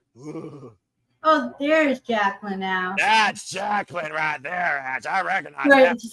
So in the one picture, in my honest mistake, her long hair, like Jazz had, kind of did look like how Jacqueline had her hair at one point. I mean, Jacqueline did have a hell of a feud against, of course, Trish Stratus. Well, that she did, yeah. Oh, here's Maurice. And of course, two-time WWE Divas champion and Mrs. Miz. Definition of a diva in that era. All right, let's go to Joe Tessitore and Stephanie McMahon for a moment to breathe. And again, my apologies, botched. Jessie Jane, I think she had like a match with Australia. She's not from Australia. I think at one point she was Australian. She actually was born here in America, in Florida.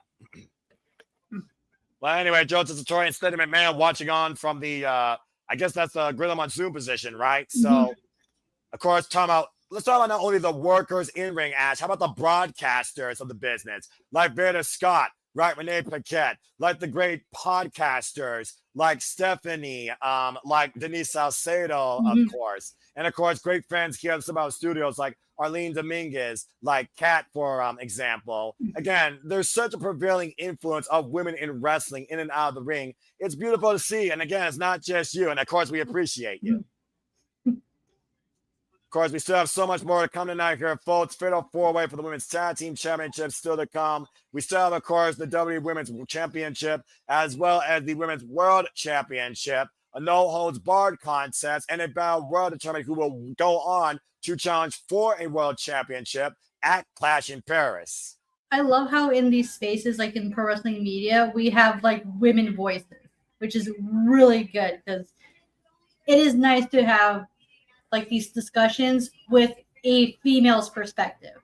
Absolutely. And it's such a male-dominated world, which, again, is why I appreciate your insight. And I love this dichotomy. I don't call it an offset. I call it dichotomy because this business is equally loved and shared, I think, by both men and by women more than ever. And it looks like, guys, we're getting ready for our fatal four-way for the Women's Tag Team Championships. As there comes the former, I believe, two-time WWE Women's Tag Team Champions, Asuka and Kairi Sane, the Kabuki Warriors, who have not held these titles since May 2024 and are going into the 37th match together as a tag team. Oh, wow. That's the longevity of this tag team. And these two work so well together. Of course, part previously of Damage Control. And of course, we've also seen Kairi Sane return home here to help Io Sky and Asuka when Damage Control was trying to run WWE, the Japanese triad, I like to call it. And very well, we might see all of the former Damage Control tonight, Ash, lead with gold. Io and Kabuki, where's that? Wouldn't that be something? And we also are looking at, of course, we saw the NXT Women's Championship earlier. Asuka and Kairi Sane are both former NXT Women's Champions. In fact, Asuka is still undefeated in NXT. Vacated the title after 526 days. I think also Asuka might have another undefeated streak going for her because I don't think she's ever lost the ladder match. I believe you are correct there, actually, considering how often she's actually been involved in it, which is very little. Of course, it's not for ladders aren't involved here, but it is a fatal four-way, which means there are no disqualifications. And of course, Asuka, formerly known as Kana, for those that know her in a past life, she survived a bout with Minoru Suzuki. Like this woman knows how to take a beating, doesn't she?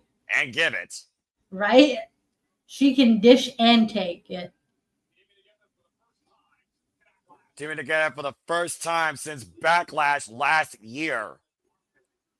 Man, that's nice seeing Asuka again. I missed her. Well, again, she injured her knee, so it's very good to see Asuka here back once more.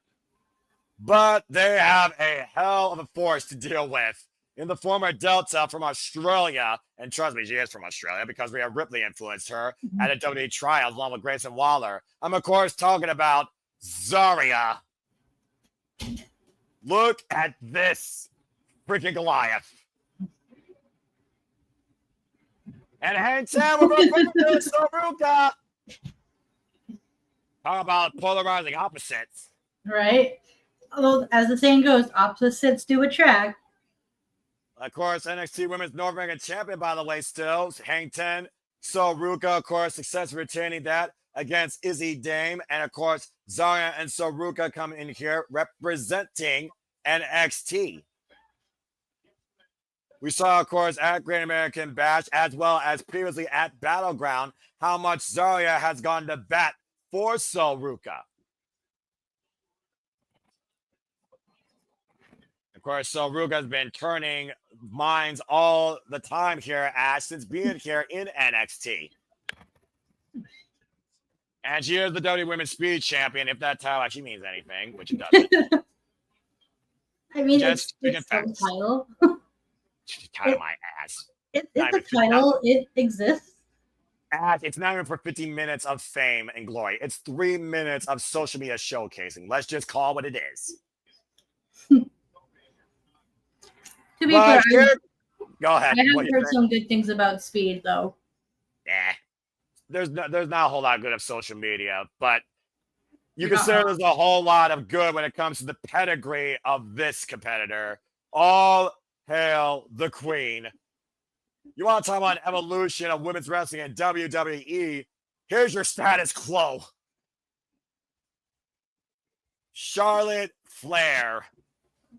Say what you will about Charlotte, but when it comes to like the big stages, she delivers. She's a big match player. She was born for greatness, born in this business. Ric Flair's daughter. Right. And of course, Charlotte Flair and her partner Alexa Bliss are no strangers to these WWE Women's Tag Team Championships, but they never won these titles together. Yeah, this is the odd pairing of a tag team if I ever seen one for the women. Right? And of course, Alexa Bliss, also a former Miss Money in the Bank and Raw Women's Champion. 19 combined world championships, though, with these two women. Alexa Bliss, a former 3-time Women's Tag Team Champion. Charlotte Flair, former 1-time Tag Team Champion. Charlotte Flair was formerly the Women's Tag Team Champion alongside Asuka during the pandemic. While, of course, Alexa Bliss is formerly the Women's Tag Team Champion alongside Nikki Cross. It is one of those things, though, where Charlotte Flair might be isolated on her own island of pedigree. Alexa Bliss and Charlotte Flair needs a friend with a bat for her. And also, Alexa Bliss and Charlotte Flair, they're the only ones who have qualified for this contest. Yeah, why is that? Why were they the only ones who had to qualify, but no one else? I still don't understand. Of course, they beat the Secret Harvest, Alba Fire, and Piper Niven, and Meacham, and BFAB to earn this opportunity to be competing at Evolution for the Women's Tag Team Championships. Of course, Alexa Bliss has been heavily influenced by Charlotte Flair. Then again, in this business, whether good or bad, who hasn't been influenced or affected by Charlotte Flair? Charlotte Flair, of course, also is the person to stop Asuka's undefeated streak. Let's forget WrestleMania 34. Yeah. I'm about to say, that was a big show in itself. I get why they did it, but they really didn't have to. Well, do you think that Finn Balor had to give Roxanne Perez the Women's Tag Team Championship as the Judgment Day comes out defending it?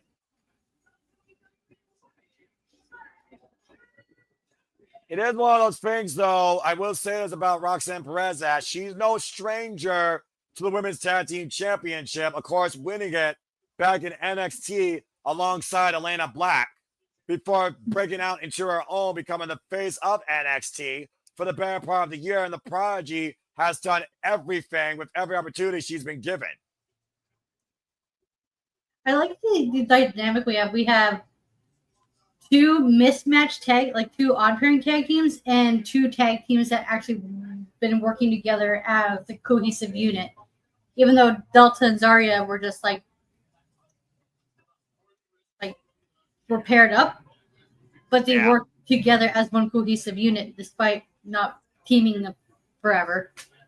Yeah, it was one of those things where sometimes you just find that unique chemistry out of nowhere. And we'll see if Roxanne Perez and Raquel Rodriguez can find that tonight. Of course, we've seen Roxanne go to bat for Raquel and the Judgment Day, while Liv Morgan is out indefinitely due to shoulder injury. Judgment Day comes in. They're still defending Women's Tag Team Champions, of course. And of course, first pinfall submission inside the ring, you are the Women's Tag Team Champions. Again, there is no disqualification. Very unique dynamics here. Of course, the WWE Women's Tag Team Champions have been held by the likes of the Icons, the only team that mattered to me ever holding those titles, if I'm being perfectly honest. Toxic Attraction, Bayley, and Sasha Banks, just to name a few. Well, the bell rings and we're underway. And this also might be an interesting fact, Ash. If Roxanne and Raquel lose, they would have the shortest reign ever in these titles' history. Oh, was that for how many days? I don't think it's even been probably 30 days, if I'm being honest with you. Oh, wow. Right. Swing and a miss. Spinning back fist denied. Spinning Sova, turning around. And right now, Roxanne slapping the face to Kairi Sane. Doing a little bit of trash talking.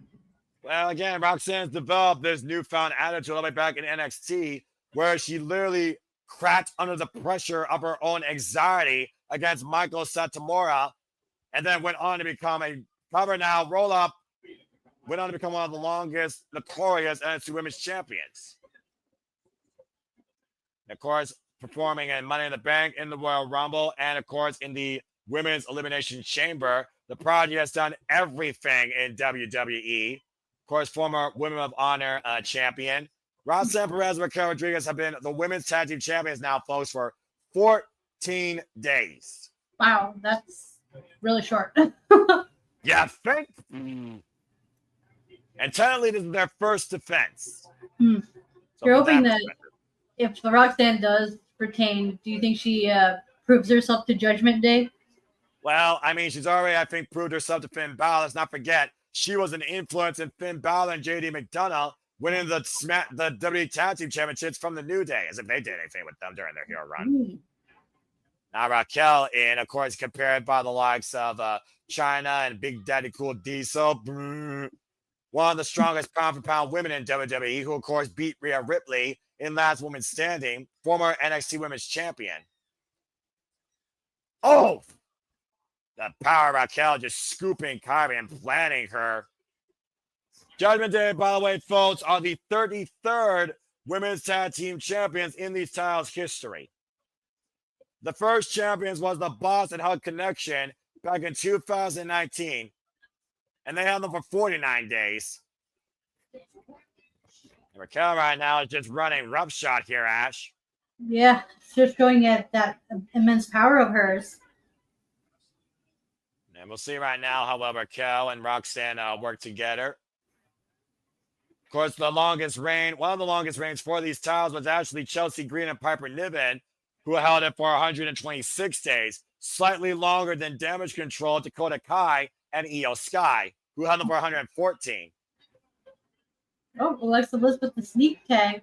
Well, that's one of the things also about this four-way. Anyone can tag in at any time. Only 2 women are legal at the same time. STO by Alexa Bliss, the 4-time Women's World Champion. Oh, man. It's like the taste out of her mouth. Rolling forward with the senton. Of course, that cheerleading background coming into play for Little Miss Bliss. Influenced by The Fiend, the late, great Bray Wyatt. Still with Tilly, I see. And right now, Zarya makes the tag. Oh, oh boy. This is bad for everybody. Except right. me. I like especially for Alexa Bliss right now. And yes, Kate Rare, Roxanne was trained by the Reality of Wrestling, also a new Texas Pro champion. I've been a fan of Roxy, ever since she faced Killer Kelly. Alexa Bliss, that's not going to work. Oh, boy. Oh, boy. But this is a definition of a mismatch, to say the least. You talk about... Up in the Fireman's Carry, overhead military. Alexa Bliss giving us was able to get out, though.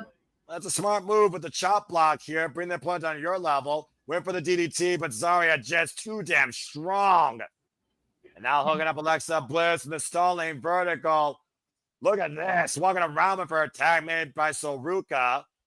Oh, and plant face first. And so springs in with the X Factor. Soruka face first on Bliss. Cover back press and a 2 counts. And I got to give Soruka credit right now. This is her 3rd match in 48 hours. Oh, wow. She's a bit of a workhorse, isn't she? Yeah, definitely. And trying to make a tag. And, of course, right now, spinning around. Airplane spin. Around and around. Face first goes to Limits Blitz again. Jackknife float over by Soruka. That background, of course, in 2 men. Also a surfer girl.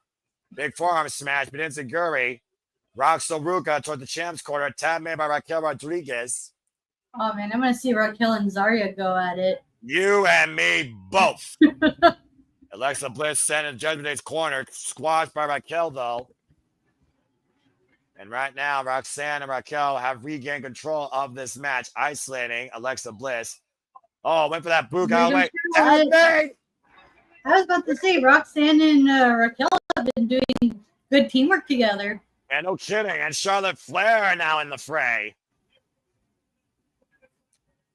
And again, right now, we've seen Charlotte Flair compete and get above everybody in every capacity. The only ugly Charlotte Flair hasn't had her career is Miss Money in the Bank. And right now, teeing off. And right now, Charlotte Flair lining up Raquel. This crowd electric for the Queen. Forward cartwheel, clothesline, takes down Raquel. Showing that gymnastics background of hers. And of course, Charlotte Flair disciplined in so many athletics. And again, the power on display. Far away, Flair sending Roxanne for the ride and a kip up. This crowd has literally gotten fired up since Charlotte Flair's coming to play. Much love shown to the homecomer. Up and over goes Raquel the outside. Big boot to Zarya, though. Oh, here comes Roxanne. But the roll up on Charlotte Flair gets a 2 almost count. got her there. Let's not forget Charlotte Flair eliminated Roxanne to win this year's Women's Royal Rumble. Oh, Spear! the wicked spear. Should have covered by Charlotte. Must have cut Roxanne in half. Oh, good Lord. Look at the spear, by the way. Boom! Cut Roxanne in half. Put her up like an accordion. But it wasn't quite a tight pin there, Ash. I think Charlotte Flair right now is just getting warmed up. This honestly might be the most confident and composed Charlotte Flair has been since her return. And that goes to the strength and love of a hometown crowd. Now looking for the figure for a leg lock. Raquel, though, with the big boot. The same. And again, Raquel coming to the aid of Roxanne, even if it's out of happenstance. Asuka, no! Shotgun drop kick, wipes out Raquel. Now Asuka coming in here. Oh, here we go. Sean and Asuka. German suplex. These two again going all the way back to WrestleMania 34. German suplex. So Ruka sent for the ride. Asuka just going through a suplex rampage, it seemed like. And now she's just like unloading on Roxanne. No kidding. Good grief. Asuka fired up. We want to talk about strikers. Asuka's like one of the best strikers in the game for the female division, is she not? Absolutely. Of course, that kickboxing background coming into play. Combination by the Kabuki words and broken up by Delta as Kairi was going for the cover on Roxanne. Now Roxanne dragged to Saruka's corner and a tag made by Zarya. I believe Zarya and Kairi Sane right now are legal. Things have broken down here quite a bit here, Ash. Yes, her and Charlotte is the legal person, yeah? Well, right now we got 3 women in the ring. Kabuki Warriors teeing off against Zarya. Ad skip, we're going down to her knees. Double thrust kick takes Zarya down. Nice double team sequences from the Kabuki Warriors. Well, it goes back to that familiarity that follows Kairi Sane argument before WWE. Of course, the Pirate Princess, former IWGP Women's Champion as well. Nice. Look at the power of Zarya taking both over with the double suplex. Now Saruka with the tag, looking to fly high. And look at the double team here. Look at that. That was nice. And stand, twisting, splash. Oh, and Charlotte Flair breaks up the file. And man, things have gotten really chaotic here. Zarya taking down Saruka. Oh my God. So snatching to Charlotte Flair. Cover her, cover her. And Charlotte Flair over there. I was like, oh boy. Now Alexa Bliss. It looks like we're picking up left on SmackDown. Now man, Alexa Bliss and Saruka legal. Alexa, hold that fun, Ash. Oh, nope. Sister Abigail standing, switch exchange. I was about to say, this match got so chaotic, I forgot who's legal. Right? Uh-oh. Look at this. Look at this. 3-point stance by the former rugby player. Zarya targeting Bliss. Saruka setting her up. Backstabber. And oh my God. Charlotte just in time for the save, and poor Zarya just broke Saruka in half. Oh man, wow. This is gonna cause some accidental dissension for the tag team, maybe. That's the second time Zarya had speared Saruka. Let's forget. Zarya speared Saruka accidentally in a tag match that allowed Izzi Dame to pin the champion and get the title opportunity. And tagged me by Raquel now. Tornado DDT by Little Miss Bliss. Swing and a miss. Clothesline wants up the queen. That's Now Roxanne in play. Speaking of Roxanne, here's the pop rock. Pop Rocks connects on Charlotte Flair. Raquel, the Judgment Day, in control now. So Ruka is literally out. And Raquel hoisting up Little Miss Bliss. Oh, boy. Uh-oh. I think she's about to go for it. What the hell? Whoa!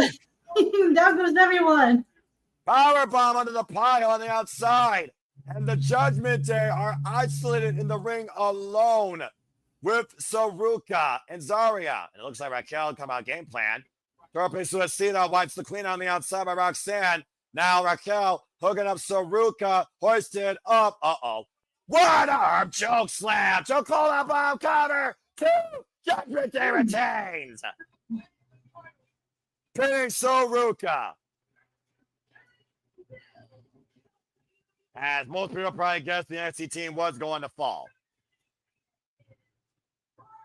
Well, again, for 14 days so far, and for their first defense as a team, Ash, and match as a team, I think Raquel and Roxanne look very strong here. Yeah, I like these two as a team. I hope they continue running together. Let's take a look at the replay here, Ash. This spear. Oh, no. Wipeout. Zarya breaking Saruka. The stab of the backstabber, though, and Charlotte Flair pulling Alexa Bliss out of harm's way, to your point. What does that say about Alexa Bliss and Charlotte Flair going forward? I think we might find a new tag team. And I think Charlotte Flair might finally have a friend in WWE.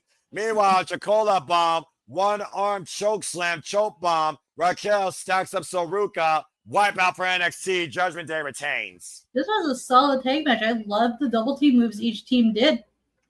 Yeah, there was some great synergy across the board here. At the end of the day, though, Judgment falls in favor of the Judgment Day. Raquel Rodriguez and Roxanne Perez still WWE Women's Tag Team Champions. And we got another WWE commercial break. Fuck their service.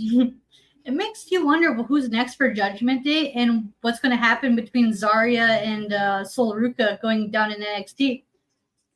Well, I mean, we know Saruka is still the NXT Women's North American Champion, and her and Zarya still have that unique chemistry as friendship. And sometimes in wrestling matches, tag team matches, there is that miscommunication. And it wasn't like Zarya could stop herself. She was going full throttle. Yeah, she had to rise. It was the last split second, to your point. Charlotte pulled Bliss out of the way. Dadgum. Yeah, Zarya has like so much momentum that she could not even stop. Well, still, though, tremendous match here as WWE Evolution continues. And again, folks, Matthew, I also got both points, too. Again, great showing. I got 1 point. What, you got 1 point? Yeah, I picked the Lyra to win for the IC title. Sorry. Yeah, that's right. I only got the 1 point because I also picked Jordan Grace to win. So I just got the 1 point. I kid you not. If it wasn't for Great American Bash that I watched earlier today, I still probably would have picked Jordan Grace. But you had to figure if Fatal Influence lost last night, they were going to win here. That's fair. Using what happened there. Booking logic. Yeah. I was about to say, basing off of recent events. Exactly. Well, anyway, of course, W continues here at WWE Evolution. Of course, celebrating all the greats of women's professional wrestling in WWE, including, of course, Tori Wilson. Oh, I got to meet Tori Wilson. Oh my God, she's so sweet. And of course, Melina. No one does a split better than her. Who beat the likes of Beth Phoenix at one time, the former 3-time WWE Women's Champion. And a woman who's still very much an influence here as a producer in WWE, Ash, Mighty Molly Holly. Oh, she was one of my favorites growing up. I absolutely loved Molly. I mean, how can you not love Molly Holly? Of course, Hall of Famer, class of 2021. I felt so bad when she had to shave her head, and there was just like you guys are so mean to her. Leave Molly alone. Hey, She brought that on herself against Victoria, and Victoria was not going to shave her head that night. Victoria is one of my all-time favorites, so justifiably she deserved it. All right, and I stand by that. Fair enough. Victoria was also one of my favorites too. I loved her crazy chick gimmick. Well, I did crazy chicks in case people haven't figured that out by now. There's a reason why I like people like AJ Lee, for example, folks. I've always taken a woman in Chuck Taylors over high heels any day of the week. Anyway, that's all different conversation. Thank God you didn't know me at the time. Fair enough. Well, again, folks, Evolution continues here. And so far, Ash, we're 2 matches in. We've had 2 retainments, or excuse me, we're 3 matches in. Apologies. And we've had 3 titles not change hands with that formula tonight. All the champions may be having success. It's possible foreshadowing, unless one of them is bound to change hands. But which one is it? Let's find out, shall we? Well, still to come tonight, of course, the WWE Women's World Champion, the WWE Women's World Heavyweight Champion. We got a no-holds-barred match, as well as, of course, a battle royal to determine a new woman contender for either championship. And they will get that match at Clash in Paris, as, of course, WWE Evolution continues celebrating women in wrestling, not just in the ring, but outside it, too. To someone in the comments earlier, Lillian Garcia might be the best woman announcer ever in the business. Still, in my opinion, the greatest rendition of our national anthem here in America. I still hold that she is the only one that truly holds a note strongest. She has such a beautiful voice, doesn't she? Yep. And have you heard her sing in Spanish? I have, actually. Oh my God, it's so good, isn't it? Yeah, you can check out her podcast as well. Of course, she's a Las Vegas native. Well, Ash, time to see if you're going to say thank you, Trish, or congratulations, Trish. It's time now for the WWE Women's Championship. How about a fashion disaster waiting to happen for one of these two? One of these two is going to leave with the gold. The other one is going to leave broke. Of course, right now, WWE brought to you by Maybelline.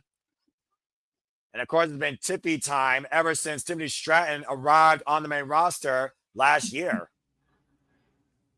It's been Tippy time worldwide, Ash.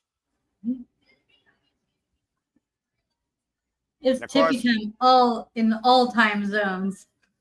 Yeah, all over the world. Ever since winning Miss Money in the Bank last year against Chelsea Green and catching on the Fridge Nia Jax, thankfully, and successfully holding on to that title against her in Last Woman Standing and going on to WrestleMania to beat the Queen Charlotte Flair. A dream match she wanted. Tiffany Stratton has made sure that Tippy time is all the time in WWE. With the prettiest moonsaults ever. But I do wonder, though, if Tiffany Stratton will endure some Stratusfaction tonight, because it's hard to argue, Ash, that Trish Stratus is the GOAT in WWE.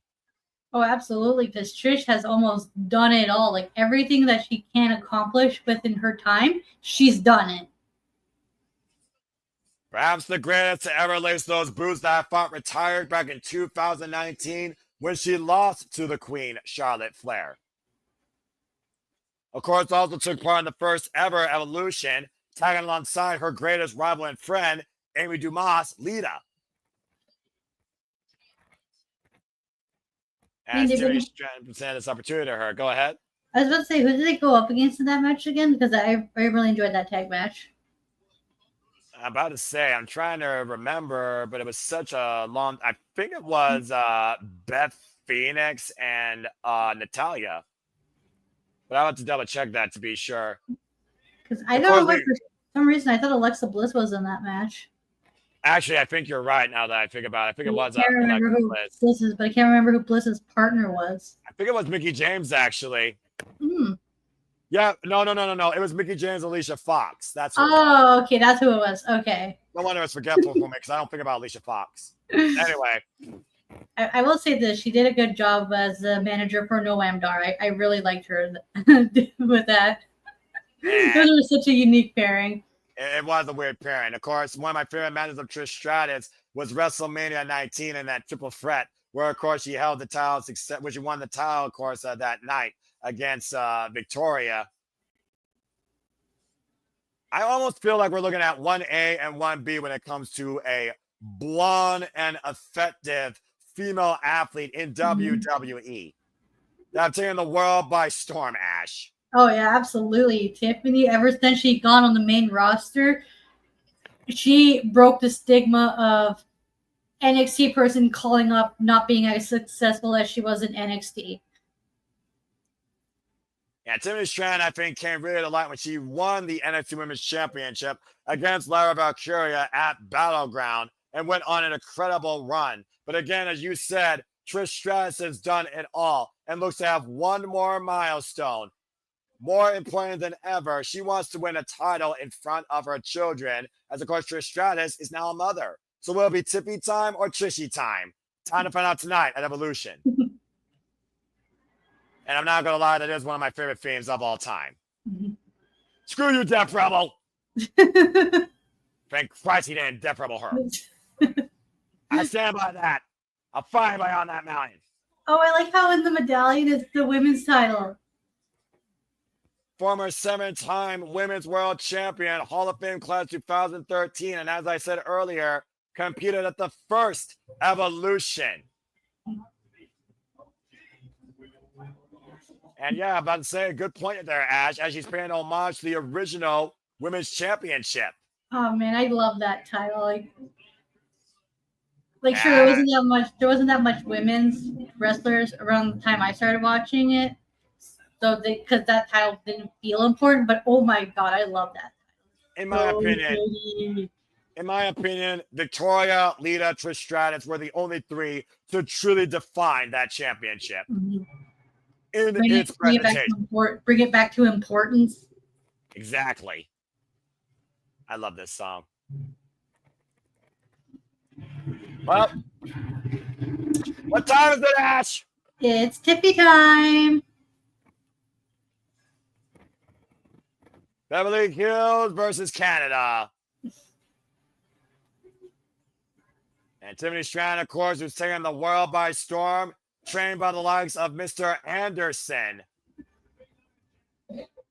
who favorably beat Nia Jax, is now going into her 191st day as women's champion in her 6th title defense. And we all know, Ash, this not only stems from that support in this dream and being encouraged by Trish. Trish and Tiffany were also successful at Elimination Chamber against Nia Jax and Candice LeRae. Tiffany is proving that she is more than a Barbie doll. She is a fighting champion. She is an action figure. Wow, I love the fact you use that versus a doll, because that really goes to show the strength and the showcase of the women's division. I love that analogy. Jessica Carr, by the way, the official for this contest. Honestly, the leading WWE official. That she's starting to wrestle, someone who looks like her is wrestling down in the world, right? I've heard about that, yeah. Like El Generico at one point now, who's doing with Orphanage. Let's go down and El Grande Americano, right? Well, El Grande Americano, that's a different conversation. We've got together for our introductions here. This, in my opinion, I'm excited for this from a legacy standpoint, if I'm being perfectly honest. This is going to be so cool.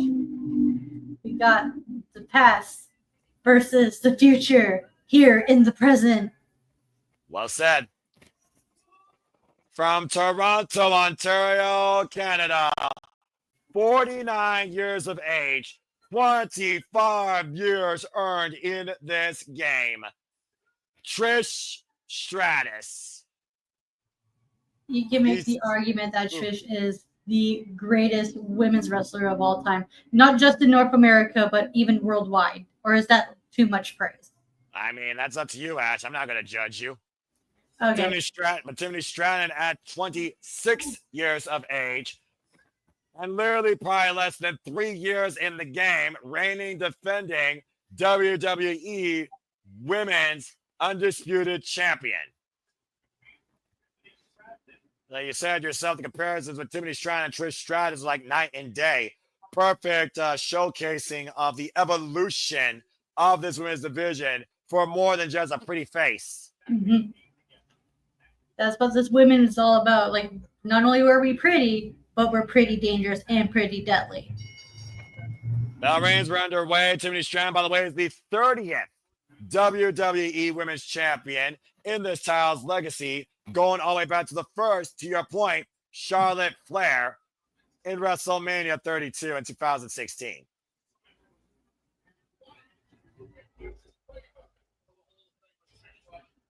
Of course, Trish Stratus was given this favor by Tiffany Stratton. You almost wonder, though, Trish Stratus was not necessarily humble, but insulted, because you almost wonder if Tiffany Stratton thinks that Trish Stratus, I'm going to give you this chance, but I'm not going to take it easy on you, and I think that I can beat you. You almost wonder if Tiffany Stratton's underestimating Trish. So Tiffany is underestimating Trish, or is Trish underestimating Tiffany?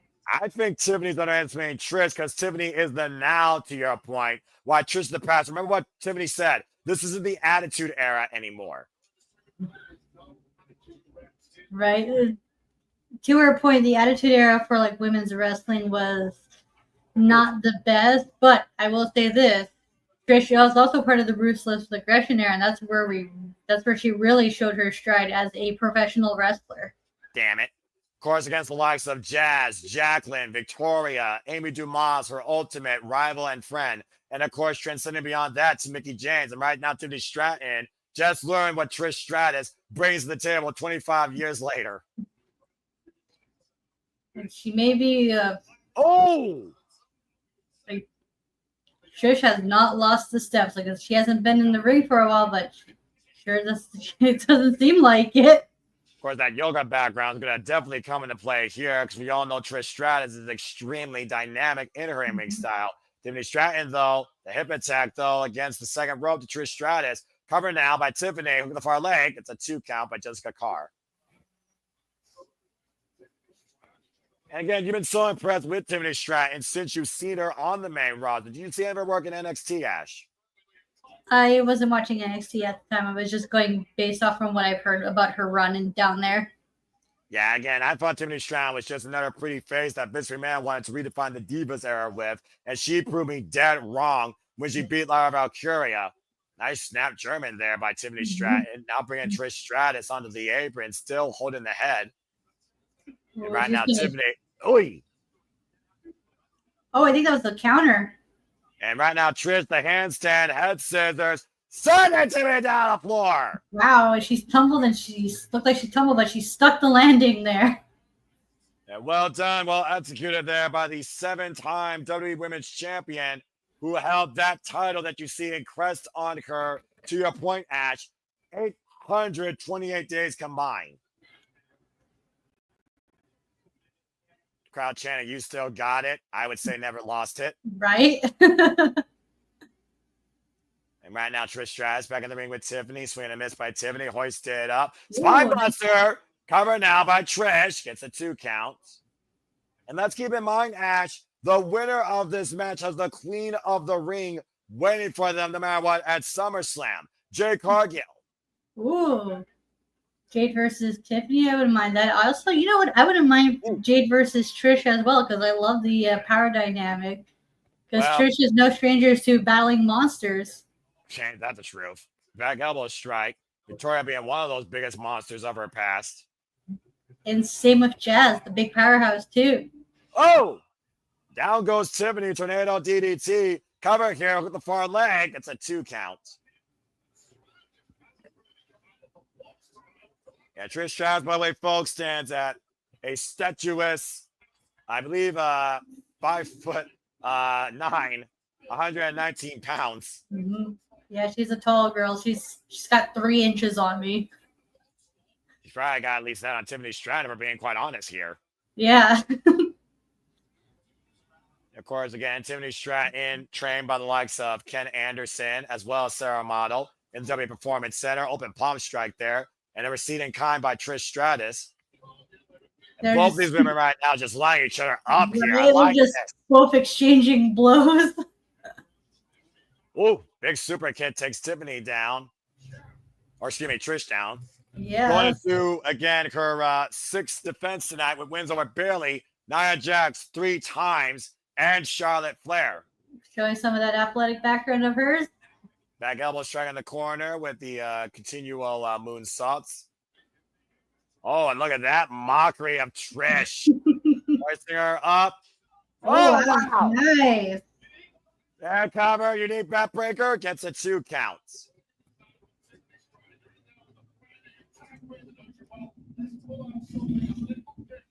Take a look at the replay here, Ash. A modified Falcon arrow of sorts into a backbreaker over the knees. That was perfectly timed. And right now, Tiffany Stratton in control of the GOAT, Trish Stratus. I can only imagine what Jeff motherfucking Meacham is thinking here. Oh, Sunset bomb, roll through. Roll kick! And Stratus with all that forward force of her boots into Trish's chest. And once again, Tiffany Stratton back on the attack. Ash now going up as high as the CN Tower. Up on the top rope. Is it Tiffany time? Beautiful swanton bomb. Cover to retain. Kick out 2 by Trish. Think about the impact of the swanton, though, Ash. Look at the lights.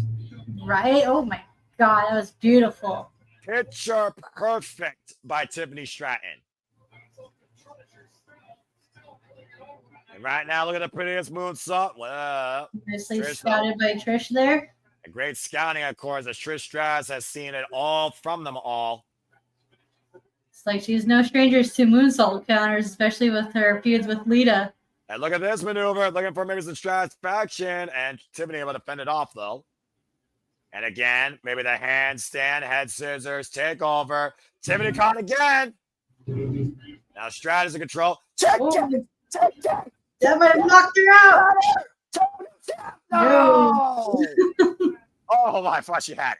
Right? It's just like the way she like just swung at it, like, damn. Proficient kick to the temple. That was one of her many titles. Here she comes. You're going to get that satisfaction?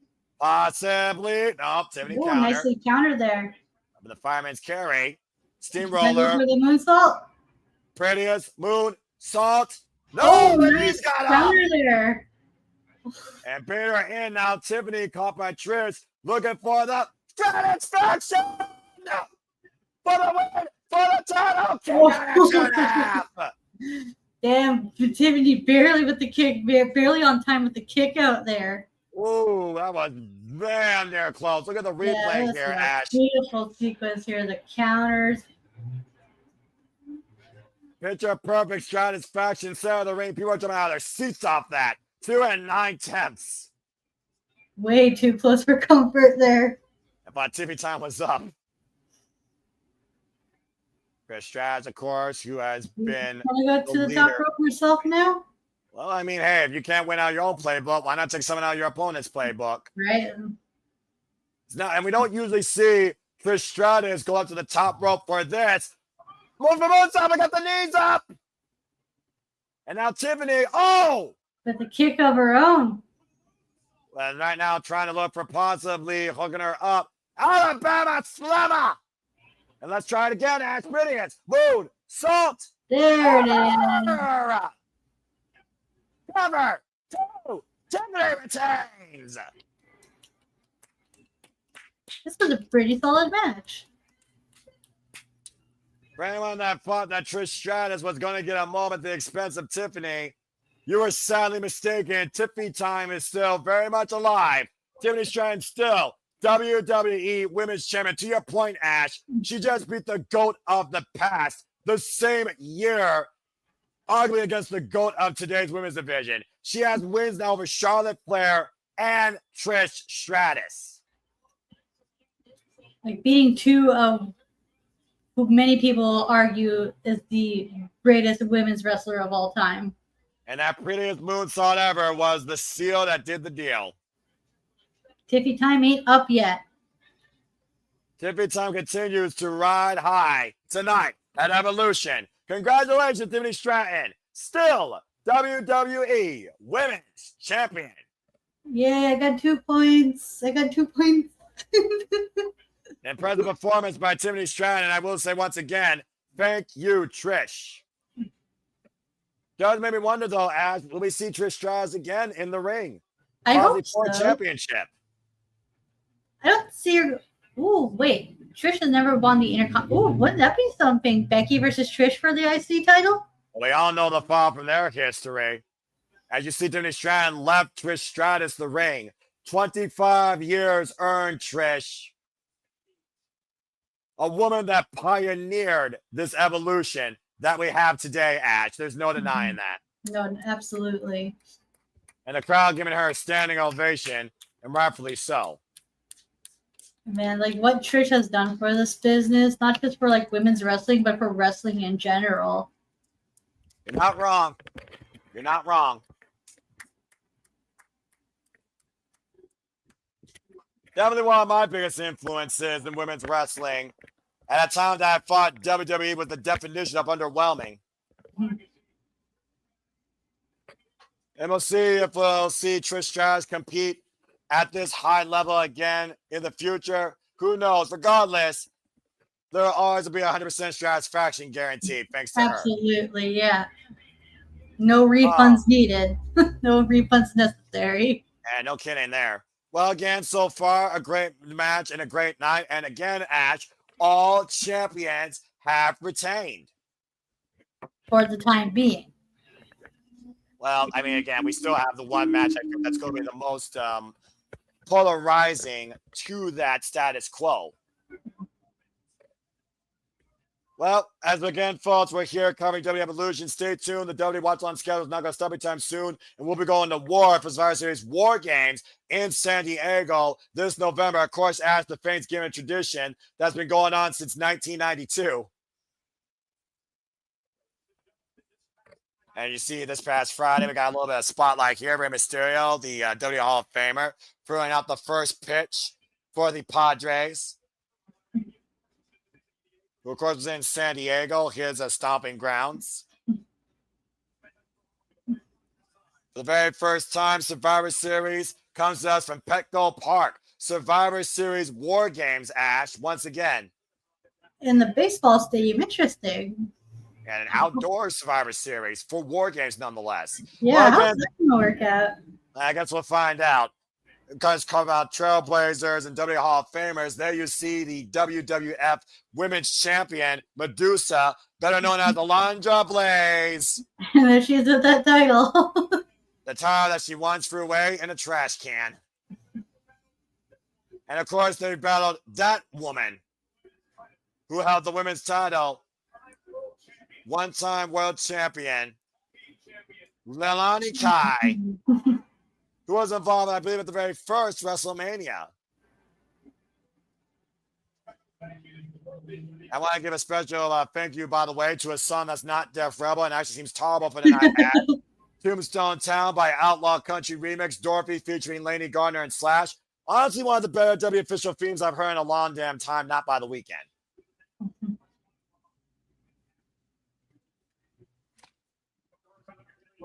All the stars are out tonight, male and female wise. Of course, WWE transcends the world of pop culture and entertainment. We got Metro Boomin here, multi-platinum, three-time Grammy Award-winning platinum artist, as well as Lil Yachty, multi-platinum rapper and singer. I think he knows more about these people than I do. Get some female people out here. What about Vanessa Hudgens or somebody? Who cares about these guys? Well, speaking of caring about matters, how about this matter, Ash? Let's go ahead and get personal with three bitches in their own right. The trinity that fell apart. Jade Cargill, Naomi, no holds barred. And your special guest referee is the EST, Bianca Belair.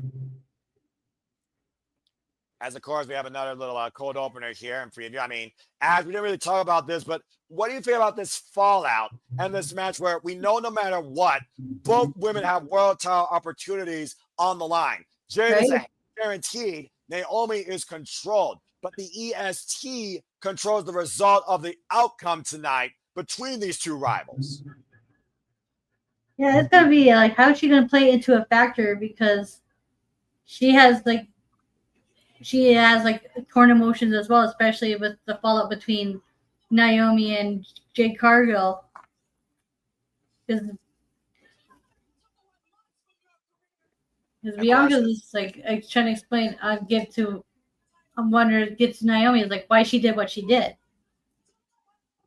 Well, I mean, again, Naomi felt like the third wheel. She says she did it for her and Bianca. She took out Jade Cargill last year on that hood of the car And again, Bianca didn't want to deal with that. Bianca thought she was going to rule WWE with two close friends. And I don't know at this point, Bianca Belair is friends with either one of these two at this point. And of course, Jade Cargill came back like a bat of hell. Hell of no fear, like a woman scorned. Nearly breaking Naomi's neck at the Elimination Chamber. Just destroying her at Elimination Chamber. I have not seen a lethal assault like that by a woman of that caliber a long damn time in this business. And of course, the jury is out whether or not Jade Cargill belongs in this spot. Ash, of course, the queen of the ring who won at Night of Champions against Asuka, but still been constantly booed out the building. And it's almost like it fuels her. That hatred fuels her, much like the self-envy of Naomi fuels herself. Right. Surprise. Surprise, surprise. Naomi's still assaulting her. It's like Naomi's not going to stop until Jade can no longer move, which is why we have a no-holds-barred match. Well, we know these two are not going to compete with any decorum. And of course, the EST of WWE trailblazed the path before Jade Cargill arrived in WWE, and in my opinion, surpassed Naomi.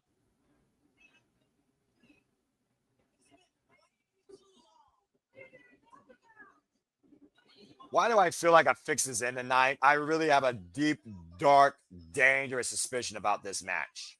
Ooh, what is the suspicion? Well, again, is the past the past? Is the friendship still there with Naomi and Bianca Belair? Or with Jade Cargill coming in, did Jade Cargill become more of an important influence with Bianca Belair? Let's not forget, Jade Cargill and Bianca Belair were forced to be reckoned with as the WWE Women's Tag Team Champions 2 times over. Naomi has had butt kicks since coming back home to WWE before she inserted herself in this trinity and then made it about her and Bianca only. Now, for the first time since being in WWE, Naomi has an opportunity to shine above beyond Jade Cargill and Bianca Belair. But I still wonder if Naomi wants to be shining alongside Bianca or wants to now embarrass Bianca as well as Jade Cargill. That's true, because we don't know what Naomi's intentions are right now. And I truly don't know where Bianca stands, because not only has Bianca been in emotional turmoil with too many she first looked at as friends, she also lost at WrestleMania. We haven't seen the EST since WrestleMania. And tonight, she's the special guest referee. This is going to get violent. Oh, absolutely. Or as violent as it can be for a WWE show. Well, we're also dealing with a unique class of women here, if you catch my drift. So That's true, yeah. At least not brought to you by Wingstop. Right? Oh my god. Stereotyping. What? I didn't say anything. Yeah, no kidding. I didn't say anything. Anyway, here comes the EST of WWE. Bianca Belair, of course, our special guest referee tonight, former Raw, SmackDown Women's Champion, calls herself the greatest, the fastest, the strongest, the smartest. But Ash, will she be tonight the fairest? Can she be impartial and unbiased? That is up to determine as the match progresses whenever it starts. And this is Bianca's second time officiating this year. And that is correct. Of course, we saw the fall with her, Io Sky, and Rhea Ripley. Whether or not Bianca Belair is better than Rhea Ripley remains to be answered, because we have yet to see these two go one-on-one in WWE. But the EST has absolutely done everything. A former 2-time WWE Women's Tag Team Champion, a Royal Rumble winner, Elimination Chamber winner, 2-time WWE Women's Champion, and of course, a former WWE Raw Women's Champion and SmackDown Women's Champion. She held that Raw Women's Championship for 420 days. Mm-hmm. That's quite the long. That was her first run, right? Her first and only run with that instance of that title. Well, here comes Naomi. Proceed with caution indeed. Underappreciated, third wheel, too kind. But are you also going to call her soon enough your next WWE Women's Champion, Miss Money in the Bank? That's a possibility as well, yeah.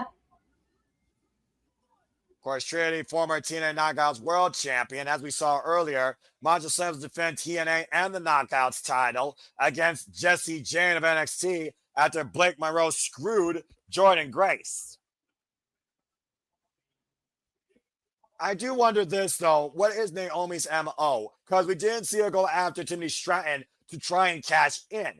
We've already seen that World Championship match happen. So right now, is she looking to hurt Jade Cargill or survive her? This is a WrestleMania rematch, Ash. Jade Cargill owns a pinfall victory over Naomi. That she does. I think Naomi's just like looking to like hurt, humiliate, and embarrass Jade Cargill. Now we'll see what happens here soon. And of course, Evolution is presented by the first ever cosmetic partner of WWE, Maybelline New York. That's a hell of a status quo for this company. Dadgum. Of course, Cinematic Studios bringing you the alternative watch-along commentary coverage here. If you haven't already, subscribe to our Canadian friend Ash at Bad for Wrestling or follow her at Channel Badass on the X. Don't be a dickhead. Again, subscribe to Bad for Wrestling. Stay tuned for more coverage on AEW and NJPW. But in the meantime, Ash, a storm is coming. Oh boy. Proceed with caution indeed with the storm, because we might have a natural disaster on our hands tonight. Oh yeah, absolutely. Or a beautiful disaster. You be the judge. Or both. That's fair. Look at this figure. Right. Oh my god. This. Good Lord. How about chiseled out of sapphire? Right. Jade Cargill, of course, the still longest ever reigning AEW TBS champion. But of course, more importantly, this year, she is this year's Queen of the Ring. And no matter this result, she is guaranteed to challenge Tiffany Stratton now at SummerSlam for the WWE Women's Championship. But I do wonder, Ash, will Naomi... Oh, here it comes. And, oh, well, I don't need to say anything else. Right? They're just like going straight at it. I shouldn't be surprised by this. I'm not one bit. Right? Can you blame Jade Cargill for just wanting to just go at her right away? And same with Naomi. Well, I mean, you saw what happened last night on Saturday's main event, as we heard. Naomi assaulted Jade Cargill again. That's why Nick Aldis inserted the EST of the WWE in this as the special guest referee, because she's so familiar with these two. Mm-hmm. Again, no countouts, no disqualifications. Pinfall or submission has to happen inside the ring. It's just Braun Pierce, Kathy Kelly. Yeah, right? And right now, Jade Cargill looking to hoist the Naomi positive for a Jade and still ring steps. Naomi counter, though. Face first goes Jade in the still ring steps. I do wonder, though, again, will Bianca Belair insert herself in this match physically in any way? If it gets out of control, she might have to. A kendo stick now coming into play. And Naomi swinging a miss. Get to the midsection by Jade Cargill. Jade Cargill again, who beat Asuka to be this year's Queen of the Ring. Snap German on the floor and a beautiful kip up by Jade Cargill. And Jade Cargill, of course, who is heavily founded in this world of sports, if you know her family. But she's only been involved in wrestling now for 4 years with a background in basketball. Now bringing the lumber out. Table coming out of play now. Is it me or does that table look longer? It does, yeah. I'm going to see the Slim Jim on it. God, don't get me started with that bullshit. I hate. These maybe they would make more sense here for the night. You see right now, Bianca Belair checking on Naomi, but I also wonder, is she trying to counsel her? Like, why would you do this? Why are you doing this? You got the Money in the Bank contract. Let this go. You don't need to do this. Right? Oh, there it is. Oh, bloody freaking hell. I'm going to rant. No, I'm not. This is not about that. It's about the women. It makes sense for the Slim Jim to be on the table because you snap the table like you snap into a Slim Jim. It's tacky as shit. And I stand by that. It is marketing. That's what it is. Marketing is the flaw of WWE's definition of wrestling, and I stand by that. We live in a Beyond capitalist society. Hey, now Naomi in control. Freaking capitalistic bullshit. Oh, sorry, I'm trying my best here, but there's just some quirks of this that's just. Oh no, she's got the chair. I don't think she's only gonna use one chair. No, she's gonna grab multiple. What the Because hell? she wants to hurt Jade. Well, I mean, again, the only thing that limits you here is your imagination. And Naomi bringing a trash can. Now, who knows what the future holds for both these women on the other side of this match and what their condition will be. And Naomi scouting Jade. Oh, here. Golly. Talk about the whiplash effect, the impact to Naomi. Now brings Naomi back inside the ring. In the toolbox. What the hell? Toolbox. I can only imagine inside that. And right now, Naomi with a steel chair, positioning center of the ring. Oh, what a high kick. Rocks Jade Cargill. And Naomi right now, of course, former cheerleader. First. Surprised me doesn't go. Now she goes to the cover, sits in it. Bianca in position, gets a 2 count. And I gotta say, good pace, by the way, by Bianca on that count. Not showing any favoritism or any sense of, I would say maybe, worry, concern, or, animosity towards either of these two, particularly Naomi. Trying to be fair and balanced as possible in this match. And Naomi right now pulling out looks like a steel chain from that toolbox. What is she looking to do here with that? I didn't know that was inside that toolbox, honestly. And use it right now. To her advantage. Brace across the jawline of Jade Cargill, looking to give her forced braces. Ribbon across the skin. And right now, Jade trying to fight back here, though. Using all that strength of hers. Power up. And right now, Naomi trying to fight back. But again, Jade here, though, might be the one to overpower her and does so. And Jade right now creating separation here, looking to capitalize. Oh, she's got the chain now, too. Oh, boy. Well, instrument of your own destruction. A victim of your own sins. That might be the tale of the tape here for Naomi tonight, once again. That's a loaded fist right now. That steel chain wrapped around. Oh, man! With it. Man, cold cocked her with that. What she's got the camera. Cargill just grabbed the camera to your point. I think he's looking to give Naomi a close-up. Oh. Yeah, personal. That camera's got to be worth like thousands of dollars. That might come out of her payroll. And Jade Cargill right now in control of Naomi. Looking to take out the trash. Quite literally. Put the trash can on top of Naomi. Uh-oh. And Jade now. Boom! And a drop kick! The bicycle act. The bicycle.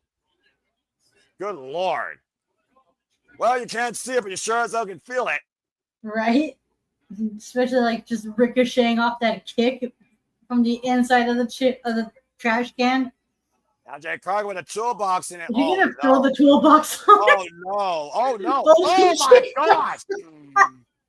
Oh my god, that would have been so bad that it landed. I feel like Naomi literally saw her life flash before her eyes in that moment. Right? And driving Jade back first into the apron. And now Cargill being sent across the announce table. Good grief. All the sharp edges of that solid steel toolbox. If that would have hit the chest of Naomi, she would have been lucky to freaking be able to cash in anytime soon. Oh my God! Whoa!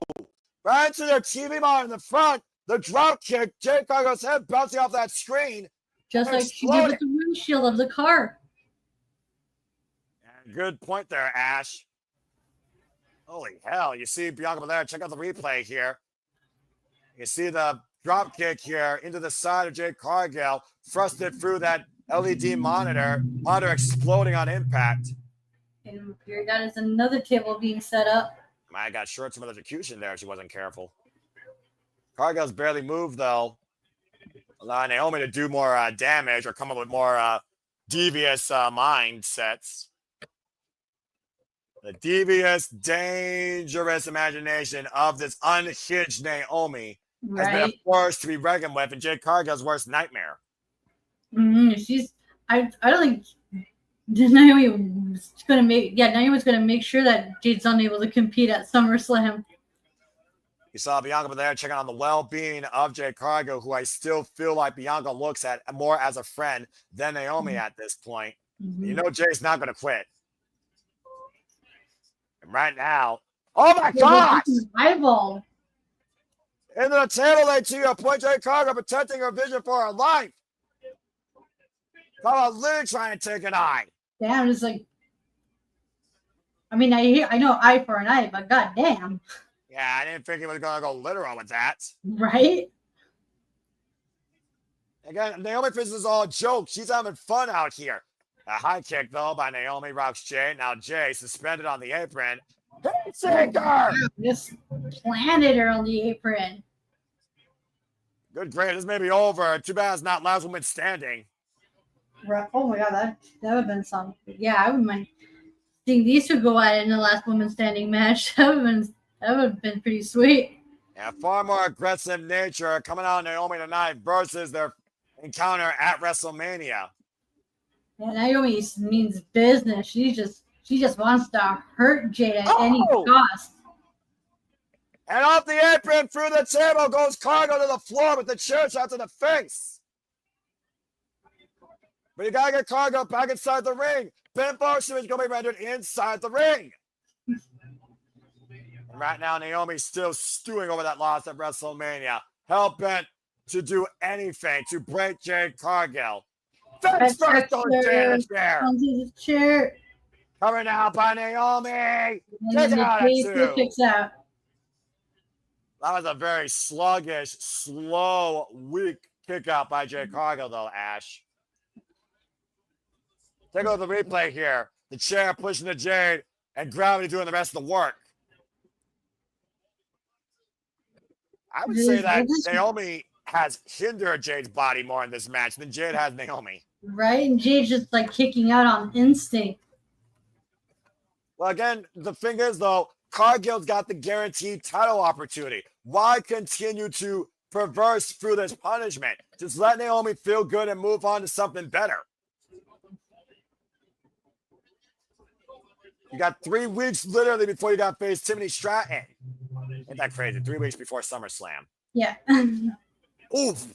A slap in the face by Naomi to Jade Cargill. Naomi setting Jade up on a table inside the ring.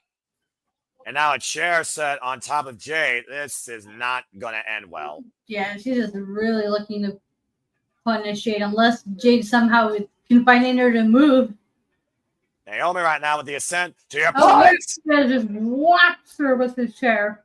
To the spine. Naomi felt it but didn't see it. Now Jade Cargill up to the second rope. Is she going to go for Jade through the table? And as I think you're right, I think Naomi is about to get from the top rope through a table. Face first. Oh, shit. Damn. Cover. Jade Cargill with the win. That was a nice way to finish the match. I feel it went a little too short for my liking, though. They could have went a bit longer. It felt like I was watching something a bit on slow motion, but if nothing else, it was a performance of perseverance by Jade Cargill, overcoming the animosity of Naomi. Might have buzzed her nose in the process. Jade Cargill stands tall tonight at Evolution. The queen of the ring reigns supreme and once again puts Naomi underneath her. Again, Naomi just took too long, Ash, to your point, and paid the ultimate price. Jaded face first through the announce table, and Bianca counted to 3. As I said, Jade Cargill has all the momentum in the world ahead of SummerSlam. Naomi, maybe you need to proceed with caution. Right? Bianca reluctantly hoisting the arm of Jade Cargill. And again, is Bianca happy? Is Bianca at peace? Can we move away from this rivalry? Jade Cargill to win tonight, Evolution. Good grief. We got another WWE marketing advertising commercial break. Fuck this service. It could be over for Jade, but Naomi, on the other hand, it could be a whole different story. Well, again, Jade Cargill, she's going to the biggest part of the summer. Naomi can interrupt that. How hell-bent is Naomi to not just break Jade, but maybe prevent her from ever being a WWE Women's Champion? I'm fear that this is not done yet. No, absolutely not. Because it ain't over until Naomi says it's over. Unfortunately. And again, Bianca Belair, I do wonder what's next for the EST with no way towards a championship, it seems right now. What brand is Bianca on? Monday Night Raw. Okay. I was about to say maybe she can challenge for whoever's the United States champion for the women's side. Unless she gets involved with the IC title, because Becky could use some challengers and we can run back the feud with Becky and Bianca. Well, again, though, Ash, what's the one match everyone's been clamoring for, including Bianca Belair? The Bianca EST versus Mommy. And we still have the Women's Heavyweight Championship on the line. But before we get there, time to get a full showcase of the depth of this division. It's a battle royale where a winner will earn a championship match at Clash of Paris. Oh, look at this field. Giulia, Meacham, we got Chelsea Green, Nikki Bella, the fridge. Nia Jax. Match. Nice. Lash Legend, again, over 18 women will be involved in this battle royale coming up here shortly. Now, do they all get entrances? Because I would like that. Well, I feel like WWE is going to underwhelm this, if I'm being honest here. But still, I wish all the best to all these incredible women in this opportunity, because you very well might see one of these women on Monday Night Raw literally call their shot and call out the champion. Speaking of calling their shot, there will be a gauntlet match this Monday to figure out who Gooper will defend, thank Christ, the World Heavyweight Championship against at SummerSlam. But let's go ahead and focus on this. Let's go to Alicia Taylor. This should be fun.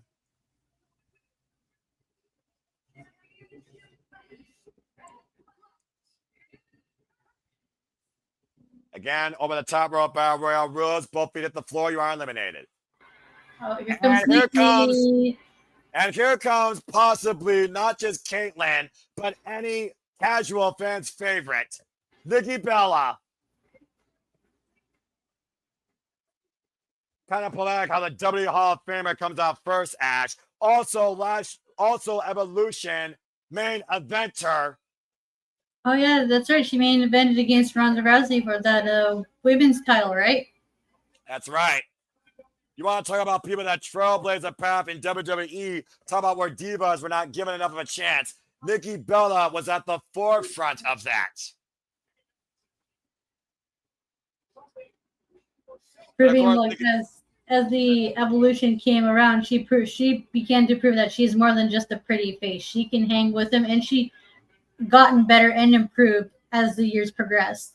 And Nikki Bella stands 41 years of age, 12 years in the game, looking to prove something in this day and age in WWE, Ash. At one point, we wasn't sure if she was ever going to compete again because of her neck. But here she is now at Evolution. So look, you're United States champion! Even though you don't have a title, damn it! In the hot mess I trust, Chelsea Green for the win! I'm sorry. It's okay. What? I didn't say anything. Chelsea Green, of course, the inaugural WWE United States champion, making history at Saturday night's main event. The hot mess. Former Laura Vaness, TNA Knockouts world champion, one of the best to come out of Canada. Definitely always part of the conversation with her secret Hervis. And Chelsea Green looking to punch her ticket to the fashion capital of the world for a world championship. I still say Secret Hervis should have been involved in the match earlier, but it's a whole different conversation. Oh, for the tag titles, yeah. But I do find it interesting, though. What if it comes down to Chelsea Green versus Nikki Bella? Oh my God, wouldn't that'd be boy. I'm a little bit excited. I'm a little bit more excited now. The aspect of these two going one-on-one. Honestly, I want to kind of see that. I'd be down for that too. Especially like the banter between these two, because these two know how to trash talk. Yeah, of course. And of course, the Secret Herberts protecting Chelsea Green again. Salute your United States hero. Screw the person in office. Chelsea Green for president. I'm not trying to be political. Anyway, Nikki Bella, by the way, folks, for those that don't know, is a two-time WWE Divas champion, held the title for 307 days total. And you want to talk about locker room leader for generations? Here comes somebody highly underrated that has told the rest of the wrestling world, I am the living legend from Canada, Natalya. I mean, Ash, you may not know Bret the Hitman Hart, but come on, Ash, you gotta know about Natalya. And I do. I love Natalya. She was during the Divas era. I was so happy when she became Divas champion. I was like, oh, cool, sweet, she's champion finally. Well, it looks like so far. Oh God, Walter's gonna lose his shit. Grand Theft Auto. Okay, fine, I'll be nice. Key player of the NXT Women's Division, former all-collegiate volleyball player Jaida Parker. And speaking of a trick, here comes Mrs. Trick, Last Legend. Last Legend, of course, also with a background in basketball before coming into WWE. Man, look at the showcase of all these women here. This is a hell of a dynamic field already. Everyone's getting entrances. Oh, here comes another Mamacita Walters. Oh, don't start that. Transitioning from MMA, Lola Vice, who, of course, is undefeated in NXT Underground. Oh, nice. With the fastest fist in the business. Former WWE Women's United States Champion, cosplayer extraordinaire, Zelina Vega. They got to fix that graphic. Botch. That should say former. Chelsea Green should never lost, though. Chelsea Green should never lost the title. I stand by that. Well, as they say, Kim doesn't miss. What about her? Here comes Kelani Jordan, the inaugural NXT Women's North American Champion. Such a bright rising star here. Oh, boy. This is a dark tone. Is this Tatum Paxley? That is exactly who that is. Representing the calling where she might have found a friend, quote unquote, in Izzi Dame, who is escorting. Oh, looks like both of them are involved here. Of course, Izzi Dame had an incredible effort against Soruka last night for the NXT Women's North American Championship. Who is this? Is this B-Fab? Oh, okay. I didn't know who the hell that was. Well, B-Fab, I mean, she's done stuff. I mean, come on. What else do I need to say about her? Let's be honest here. Yeah. One of the last remaining of Hit Row. At least Miz is the former TNA Knockouts World Champion. Mia Yim, a.k.a. Jade. Beecham, the HBIC. And here comes American-made Pit Bull, someone highly underrated in my opinion. Ivy Nile. Might as well be an American Gladiator, Ivy Nile. Oh, and they just, I'm about to say, if they did that, WWE, you are fucked up. Right. Oh, there's Candice LeRae. And Poison Pixie, of course, out of the Cleveland, Ohio area. Candice LeRae, a former NXT Women's Tag Team Champion alongside impressive Indy Hartwell. And the Speed Champion, too. Ugh, that title. Oh, shit. Here comes the fridge. Nia Jax. Yeah, these two formed an interesting partnership as well. Yeah, but I've seen enough of Nia Jax in the World Title picture for 1 year. That's fair.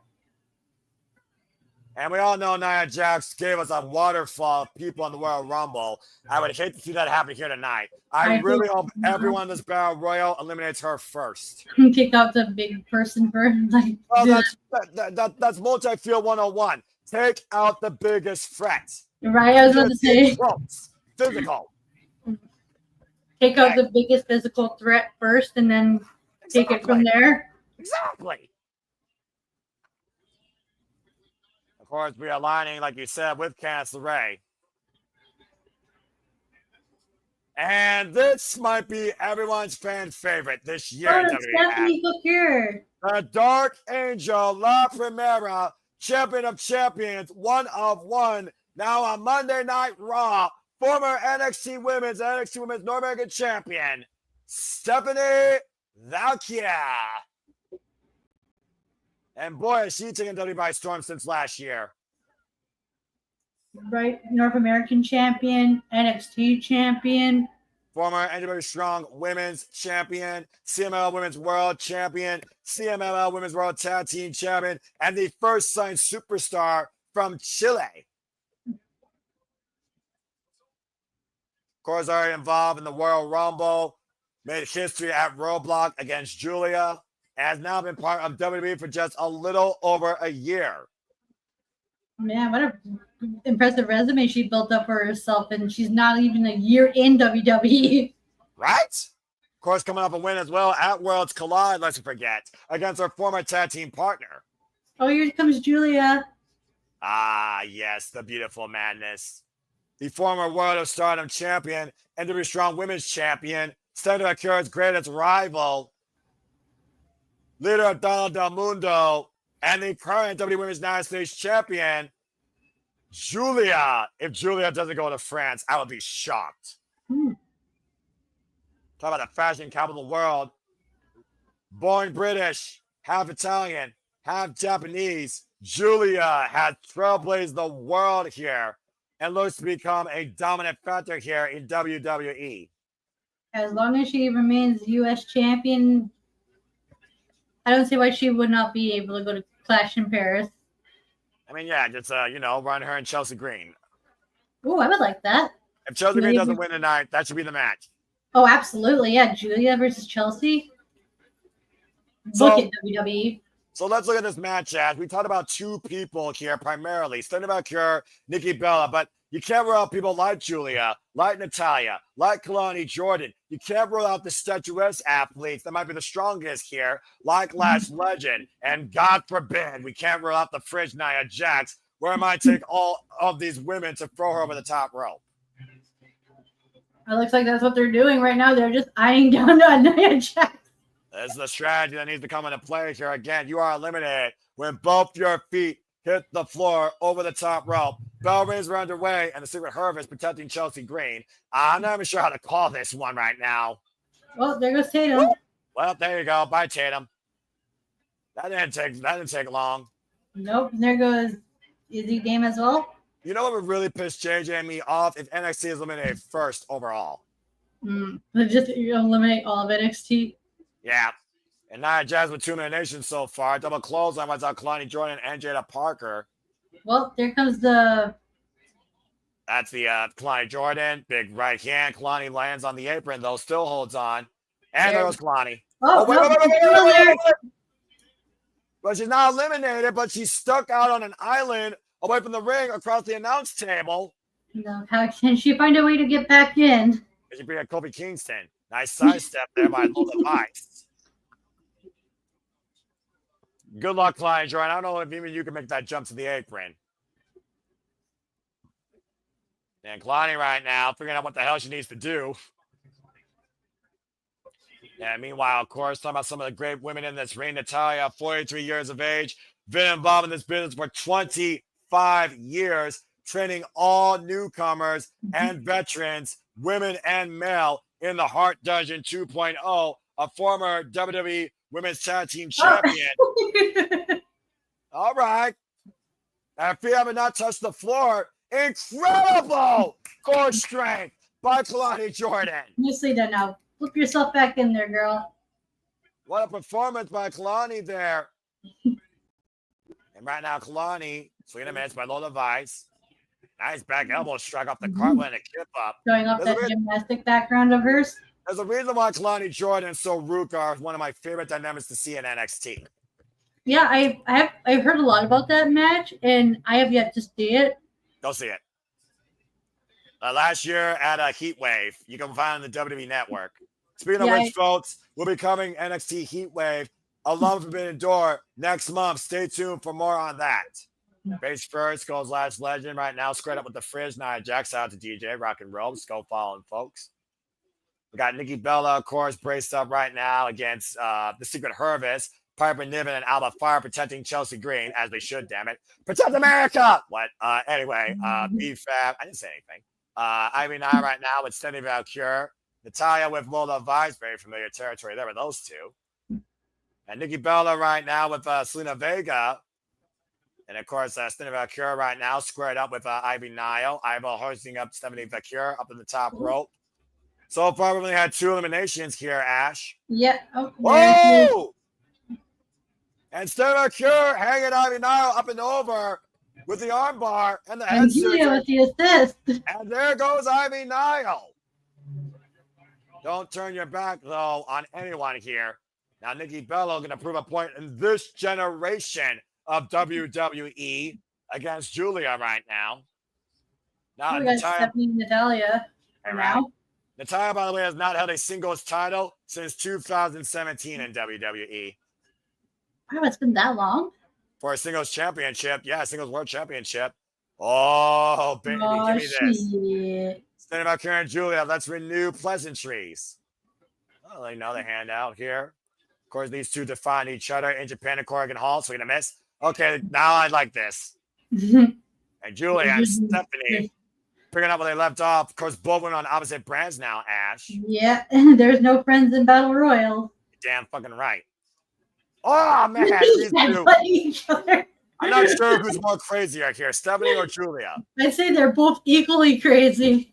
I'm digging it. I'm for it. I'm surprised they haven't knocked each other out with their headbutts. I mean, Giulia has a very stiff head. You followed her work in Japan. And Nikki Bella now. Face first on the knee goes Stephanie. And Nikki hoisting up Stephanie, pausing for the attitude adjustment. Nice snapmare. Oh, no. Someone stop this. No. Oh, damn it. Ash, go ahead. Boo. Chelsea Green. Thank you, Chelsea Green. Show some decorum here, Chelsea. Now Chelsea. Ooh. And Chelsea slamming the tits on Nikki Bella. And double A takedown. Protect her, Hervis. Security. And right now, Chelsea Green and Alba Fire hoisting up Nikki Bella. And wait a minute, what? And now, whoa, wait, what the hell? Suplex. Natalya and Maxxine Dupri working together there with Nikki Bella. Taking over Chelsea Green and her Secret Hervis in a trio suplex. And, oh, good grief. A reverse caterpillar. And Maxxine elbow drop to Alba Fire. Of course, Maxxine wanted to lead a tag team with Natalya. Trying to get Natalya to do it? What the fuck? that was the slowest reverse cap I've ever seen. Kelani Jordan now with Natalya. Rolling lariat by Natalya with wins in Bloodsport, NWA, and reality wrestling, might I add. Natalya about to power Kelani Jordan up and over. Oh, look from behind! Jaida Parker eliminates Natalya! Sorry, JJ. Well, so much for Natalya. Oh, Maxxine is furious. Yeah, Parker right now, overhead shot. Jaida Parker, though, is a bitch you don't want to mess with, as we've seen. A girl with a mean attitude here. Jaida right now hoisting up Maxxine Dupri up on the shoulders. Landing on the apron. Nice high kick by Maxxine. Right? And there goes Candice. Eliminates Maxxine Dupri. And now, Jaida Parker trying to make a Candice LeRae. Oh. Maxxine LeRae making the save for herself there. It's like Jordan, though. NXT working together. Irish whip. Hit time. Candice LeRae eliminated. And right now, we got Jaida Parker, Kelani Jordan. I believe the only one's left for NXT. Or no, Lola Vice is in there also. Excuse me. Irish whip right now. I feel like Nia Jax, the Fridge, is going to kill Candice LeRae with the fact she's still not in this. Unfortunately, oh, fucking hell. Oh! It's stereo twerking by Meacham and BFAP. Twerking in wrestling should not exist. Jaida Parker snapping over. Jaida Parker eliminated. 2-on-1, Ash there. Well, there goes Jaida Parker back to NXT. Bye, see ya. And now Kelani Jordan and Lola Vice, the only two left for NXT, I believe. Well, Nia Jax. never mind. I thought she got. Oh, there's Candice. Candice, who was eliminated, Desmond and Kelani Jordan from behind. You know, I can understand why JJ does not like Candice LeRae. Now, Lash Legend. Oh, man, what a boot to the fridge. Closing that door shut. That's a statement right there. Oh, shit. Nia Jax roll the outside underneath the bottom rope. That's some foreshadowing, folks. Meanwhile, Giulia and Zelina are battling on the apron. Flip of the code red. Now, Giulia. Looking to hook up Zelina. Backslide. Interesting. Wrist control. Bang! I'm going to touch it. Zelina Vega still holding on, though, on the apron. And right now, Giulia and Zelina, dangerous territory. This is bad. And Zelina hoisted up. Hammer and lot. Zelina out the back door.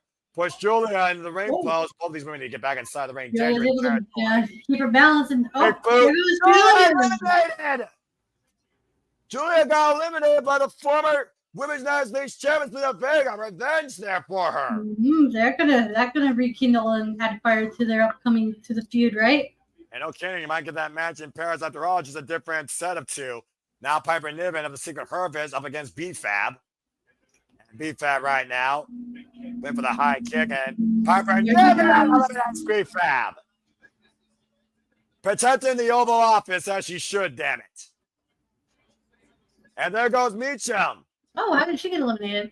By Alba Fire. Okay. Meacham trying to eliminate Chelsea. Alba Fire wants out Meacham. Chelsea Green still alive. And she's still in the match because she didn't go over the rope. She went through the middle. Damn right. That was a great defense there by the Secret Hervis protecting the face of America. And right now we got Zelina Vega, Lash Legend in the fridge. Nikki Bella, Chelsea Green. What? I'm just saying what it is. Lola Vice and Piper Niven. And I believe... you got the facial expression between Zelina Vega and Lash Legend. Well, this is a mismatch to say the least. Right? Hi, Zelina. Lash... What? Oh, my God. The heads are trying to take Lash Legend up and over. And Zelina Vega holding on. I guess Zelina Vega, Chris, she's very resourceful here. Yeah, is Zelina using that momentum to her advantage? Up on the shoulders. Over again. There she goes. Goodbye. Zelina Vega eliminated by Lash Legend. Chelsea Green snatching Lash Legend back inside the ring. As the field begins to thin out here, Ash. All the Secret Herb is still in play with Chelsea Green. Nikki Bella at the fridge. Lash Legend, Lola Vice, and Vaquer, all that remains. Salute you, Chelsea Green. Salute your American hero. Oh, there goes all the fire. I'm a fire eliminated by Nikki Bella. I knew I didn't want to Bella back in WWE. What a cheap shot. And now Nikki Bella. Chelsea Green right now. Hey. Just taunting her. Hey, you need to go look if you can't touch, right? Oh! Well, Lola Vice has had her fair share. A bad blood with Chelsea Green, though. And Chelsea Green hoisting up Lola Vice. Send her back to Mexico, Chelsea! Up on the shoulders. Oh, look at this show of strength. Uh-oh, look out. Oh, what a spear.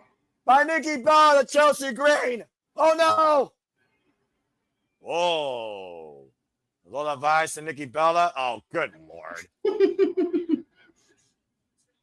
How about you don't shake those hips and actually win? Yeah, thank you, Piper. Thanks for reminding us this is a wrestling match. Not a dance competition, right?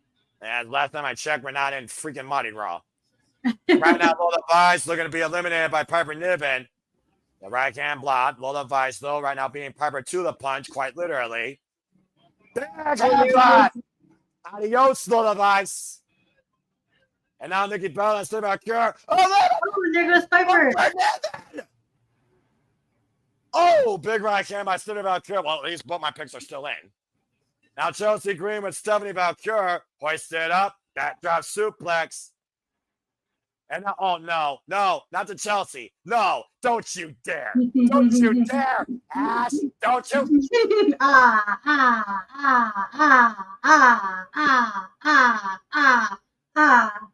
That's for you, JJ. Oh my God. Now Nikki Bella hoisting up Chelsea Green into the TKO and injustice against America. And Nikki Bella eliminates Chelsea Green. Damn it! And now the fridge back in play. Oh, we got the two powerhouses, the legend and the. I just barked in my mouth, quite literally. Oh my God, I was not expecting Nia Jax to do that. That's not cake, that's jello. Hopping around, take over T. Harris. Stop me when I'm telling lies. We're down to 4 women right now. Nikki Bella and the fridge Nia Jax against Cindy Vaquer and Lash Legend. 4 women left. I'm not sure how this is going to work out with Nikki Bella and Nia Jax. There goes Nikki. Eliminated by Lash Legend. I know Caitlyn is furious. Oh my God, we just got Lash, Nia, and Stephanie. We're down to 3. Oh my God. NXT, SmackDown, and Raw. Stephanie on Raw. 3 brands are being represented. Wow. Yeah, I'm about to say, that's a unique triple threat. Right? The fridge right now being hoisted up by Lash Legend. Can she do it? And Nia Jax on the apron. Oh, man, still holding on, though. Now Stephanie and Lash with the double team trying to eliminate the fridge and close her opportunity shut on her World Championship. Trying to pull the plug on her getting back to Tiffany. Big boot. And Nia Jax still holding on. And Stephanie move there. And Nia still holding on. Big forearm. There, down goes Nia. We're down to Lash Legend and Stephanie Vaquer. I did not think this was going to be my final 2, but I like it. Look at this, Ash. My God. I think Lash Legend's on her way up to the main roster. Oh my God, what a pumpkin. After this performance, I wouldn't be surprised if she gets called up soon. Up on the fireman's carry, Lash Legend hoisting up Stephanie Vaquer. And with a counter. Super kick by Stephanie. Will it be Vaquer? Will it be Lash Legend? Will it be Raw? Will it be NXT? Tiger Fang kick. And Stephanie Vaquer is 1 elimination away from punching her ticket to France. Springing off the rope. Oh my God, what a body by Lash Legend. Marching around the ring with La Primera. Up on the shoulders. Paxley for a power bomb. Up and over. Whoa. Lash Legend in the head scissors. Lash now eliminated neck. Yeah. And both women on the aprons, though. And Stephanie holding onto the bottom rope, though. Both women teetering on the edge of a lightning bolt. And Vaquer, oh no, you Devil's kiss on the apron to Lash Legend. I guess that's what we're going to eliminate. Vaquer wins! Hey, did I not say on their predictions that she's going to get an elimination with the Devil's kiss? The elimination in this case, Ash. You were correct. La Primera Vaquer is on her way to France. Vaquer has a world championship match at Clash in Paris. Congratulations. You talked about the year Stephanie had already, Ash. It keeps getting better for her. Right, and there's no stopping. Or at least I hope there's no stopping. And again, Vaquer on Monday Night Raw, we'll be looking very closely at our main event. Let's go to the replay here. The fridge and Nia Jax, of course. Nikki Bella eliminated by a big boot by Lash Legend. And then the show of strength by Lash to Nia, hoisting her up and over the top rope. But to the fridge's credit, Nia Jax, she did stay perpetually on that apron. Countless assaults and a first drop kick wasn't even enough. It took one more stiff shot by both to close the fridge shut. Finally out of the World Championship picture. And to your point, Devil's kiss. Lash Legend face was on the apron. Rolled to the outside. Released from Stephanie's legs. Stephanie Vaquer wins at Evolution. They look good, Stephanie and Stephanie. Oh, yeah. Well, you know, ain't that unique? Well, let's go down here with Stephanie McMahon. Let's hear what Stephanie McMahon says to Vaquer.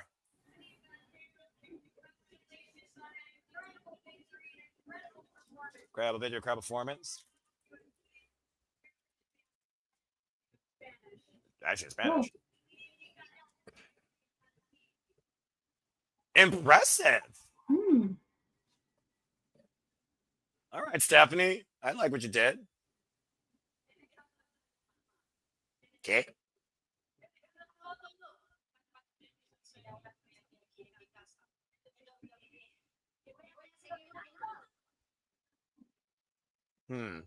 Speaking Spanish, folks. Sorry. This. English is not our first language. That's all right. Wrestling. Wrestling our third language. I'm not going to argue that. You say, thank you. And every woman before me, before us, because of that reason, now we can make history. Wow. Well said. Thank you, every woman made their way. But tonight, Evolution is a big show, biggest experience in her career. A very humble. I promise. I promise. I will keep working hard because I promise you will remember my name forever. It's Stephanie Vaquer. That we will. That we will.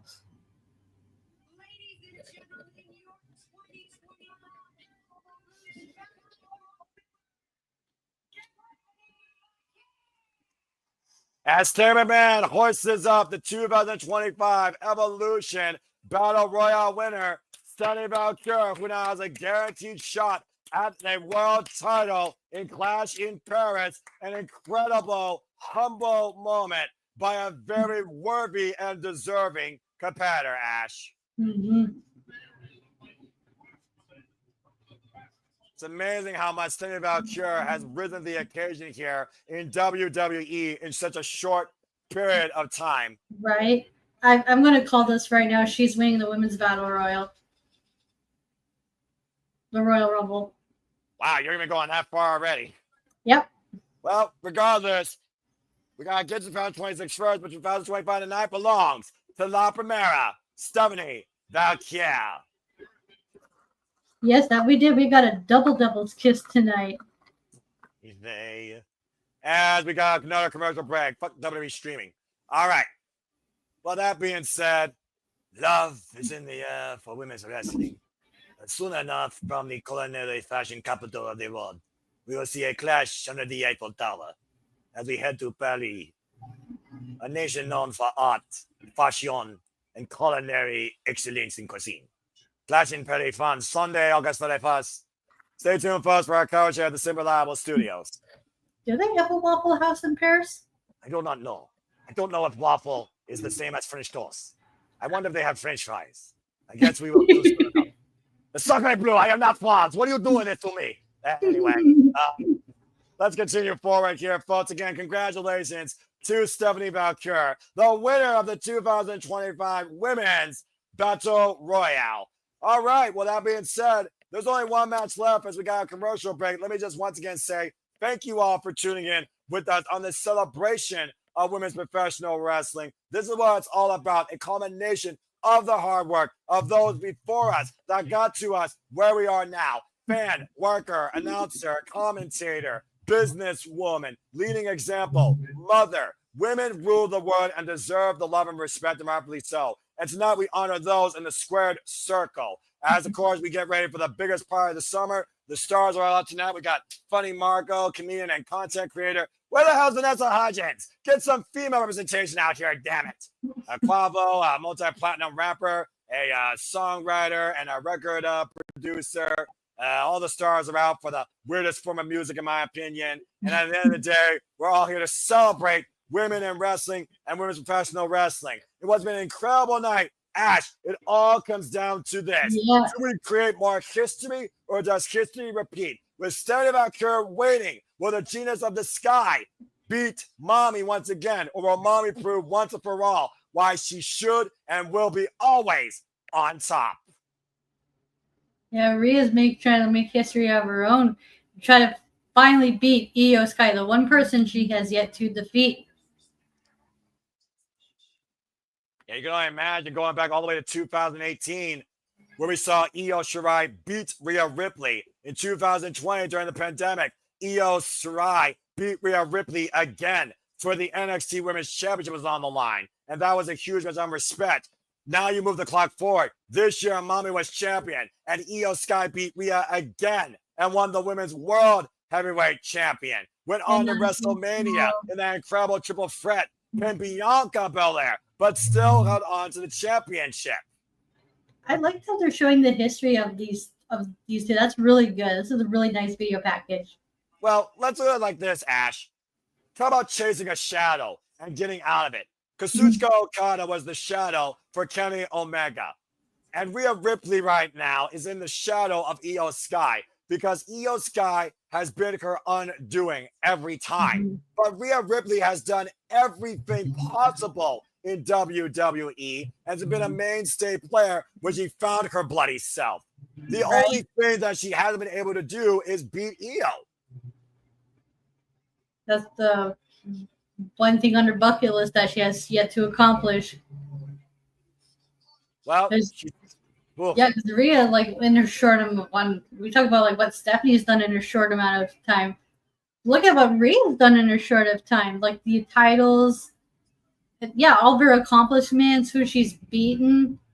And there's a reason why she says Mommy's always on top.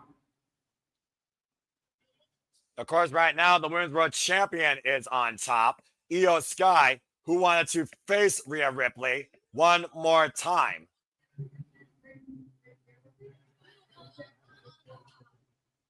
And Io knows that she's on top. And right now, no one in this division, according to Io Sky, talk about Io Shirai, someone endorsed by Antonio Inoki through her time in Stardom, winner of the Mae Young Classic, former NXT Women's Champion.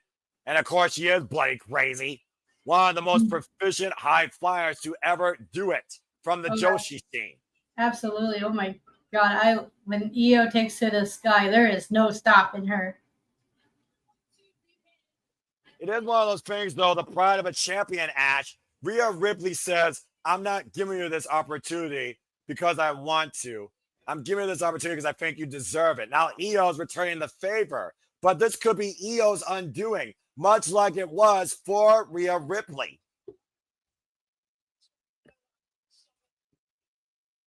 As Rhea said, she's going to stop at nothing to win.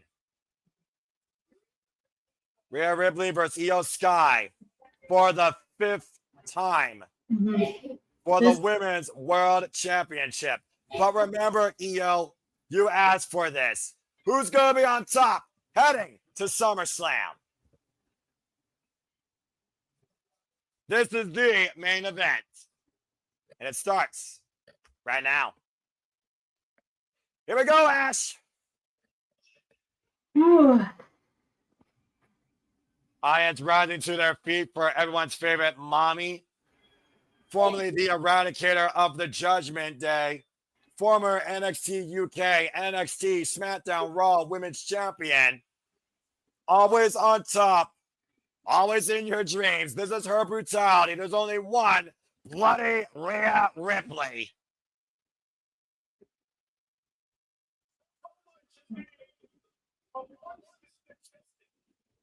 And to your point, Ash, she transcended to the main roster. WrestleMania 37. She beat Asuka that night for the Raw Women's Championship. She was involved in WrestleMania 38 for the Women's Tag Team Championships. 11-14 record in the last 15 matches. 39, she probably had the greatest women's WrestleMania match of all time, beating Charlotte Flair. At WrestleMania 40, she beat the man. But WrestleMania 41, she lost to Io Sky, not being involved in the decision. Yeah, her and Becky had one hell of a opener.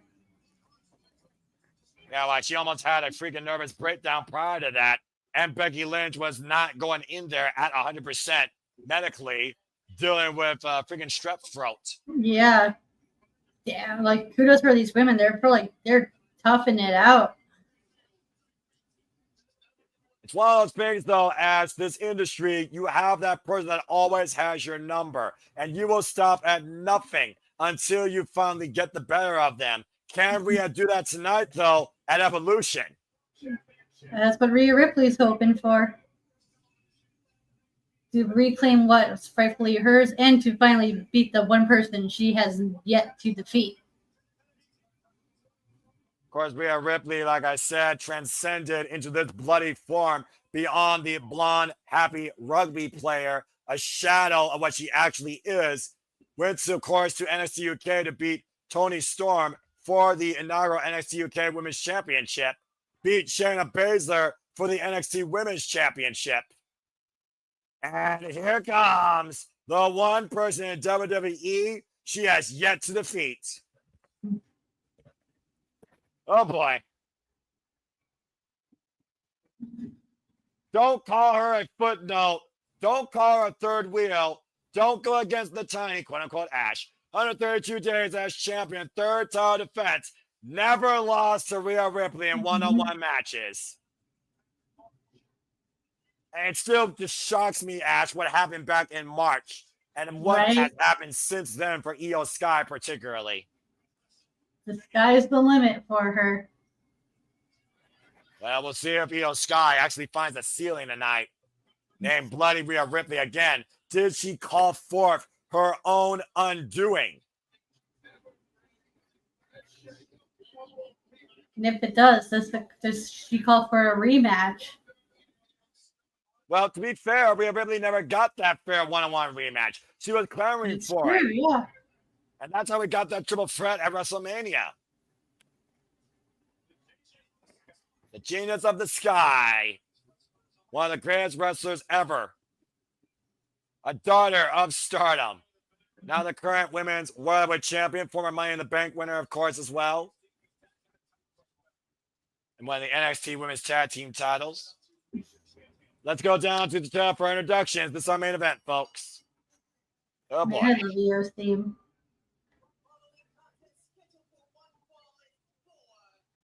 Nisha Taylor, of course.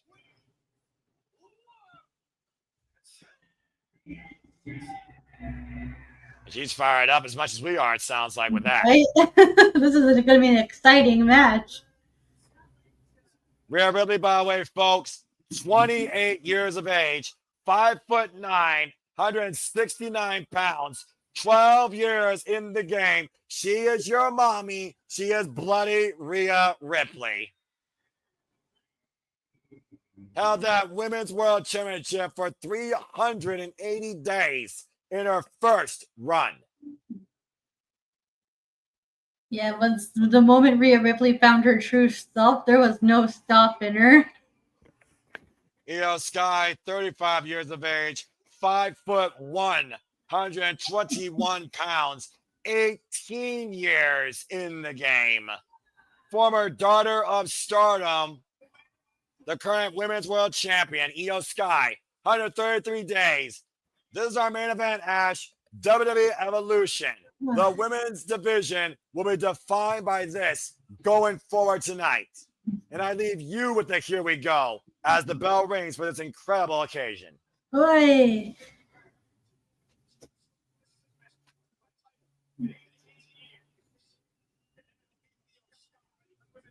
Wait for it, folks. Women's World Heavyweight Champion online. Jessica Carr, the official. Ooh. Say it, Ash. Here we go. Let's fucking go! Rhea Ripley, Io Sky intertwined in both their WWE careers since NXT, since the Mae Young Classic, their first day in a WWE ring. Right now, Connie will tie up here in the early going here. That was a fun tournament. I loved the Mae Young Classic. It introduced me to a lot of women's wrestlers I was unfamiliar with. Same. And of course, it also elevated a lot of women's wrestlers I was familiar with, including but not limited to Io Shirai, Michael Santamora, Killer Kelly, Nixon Newell, just to name a few, and of course, Shayna Baszler. And right now, deep Irish whip right here. Good wrist control by Io Sky. Nice headlock takeover. And the head scissors takeover by Mommy. Of course, the tail of the tape here, Mommy will have the strength and reach advantage. Io Sky will have agility on her side. Nice headlock takeover again, though, by the challenger. Champion, though, able to counter. Again, these two know each other so damn well. So with the leg, lateral press. Really, this evidenced by these nice sequences we have going through, like these, like counter after counter, reversal after reversal. Io Sky trying to take Rhea up and over, but the headlock does so. And once again, goes in the cover, hook on the far leg. Gets a 1 count again. And once again, Rhea now. Io lands on her feet, though, escaping the head scissors as only she can. You can tell how much Rhea Ripley and Io Sky treasuring this. Oh, absolutely. Rhea Ripley, Io Sky, again, incredible foundation of respect for these two incredible athletes. One out of Japan, one out of Australia. Again, Io Sky said she wanted to face the best in WWE right now, Ash, and there's no argument that Rhea Ripley has been that. Especially with what she's accomplished in that short amount of time, not just as women's champion, but for what she's done for the Judgment Day as well. Of course, the Eradicator, to your point. Up and over the top goes Rhea Ripley. Rhea, Laura and Io in. Io up and over Rhea, looking for the sunset flip. And Rhea able to stand on her own 2 feet. Now goozling Io Sky, sending her into the corner. Using that strength to her advantage, trying to slow down the speedy Io. And also try to isolate her. And Io realizing as she covers up that she couldn't get out there. A little bit of mind games here by Mommy. Rhea Ripley compared as the modern day China. Yeah, I can see that. Tall, strong, and powerful, yeah.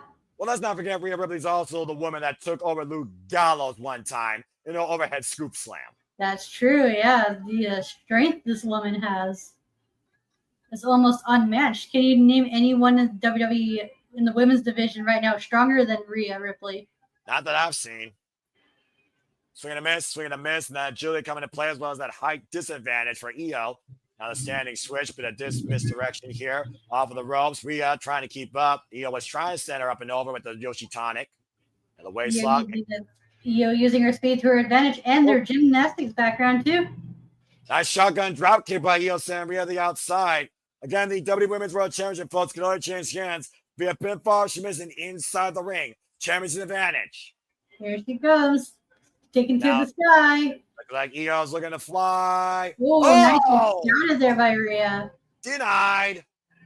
And now Rhea Ripley looking to punish Io Sky for that mistake. Hoisted up on the shoulders. She's going to punch her on the apron. Oh, and Io lands on her feet, though. Mule kick. Back to Ripley. And now Io springing off the side. Beautiful springboard moonsault there. Moonsault takes Rhea Ripley down and wipes out both German challenger on the outside. Take a look at the replay here, Ash. This interception into that elbow. And then that beautiful picture-perfect moonsault to your point. Io Sky taking flash he always had, dropping like a bomb out Nagasaki sometimes in war games with a trash can on her head. Right. Now Rhea doesn't know where Io is. Oh, nicely done there, Io. Cover now up the reverse run up.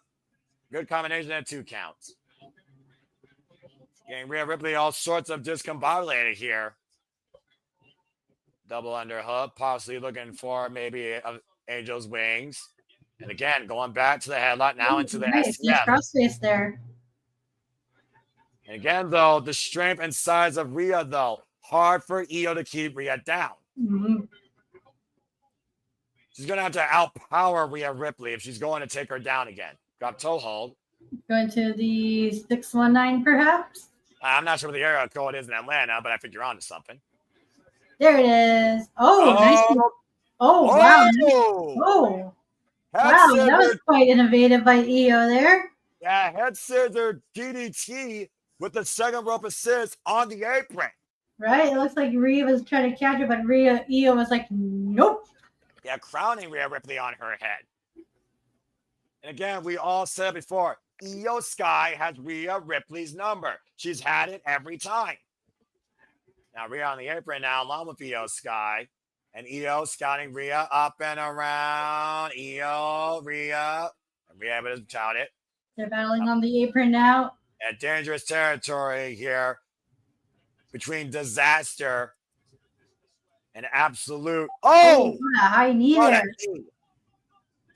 That is a knee underneath the jawline there. And Io sent Knocking flying to the table. A frequent flyer miles for Io Sky into the announce table. Good Lord.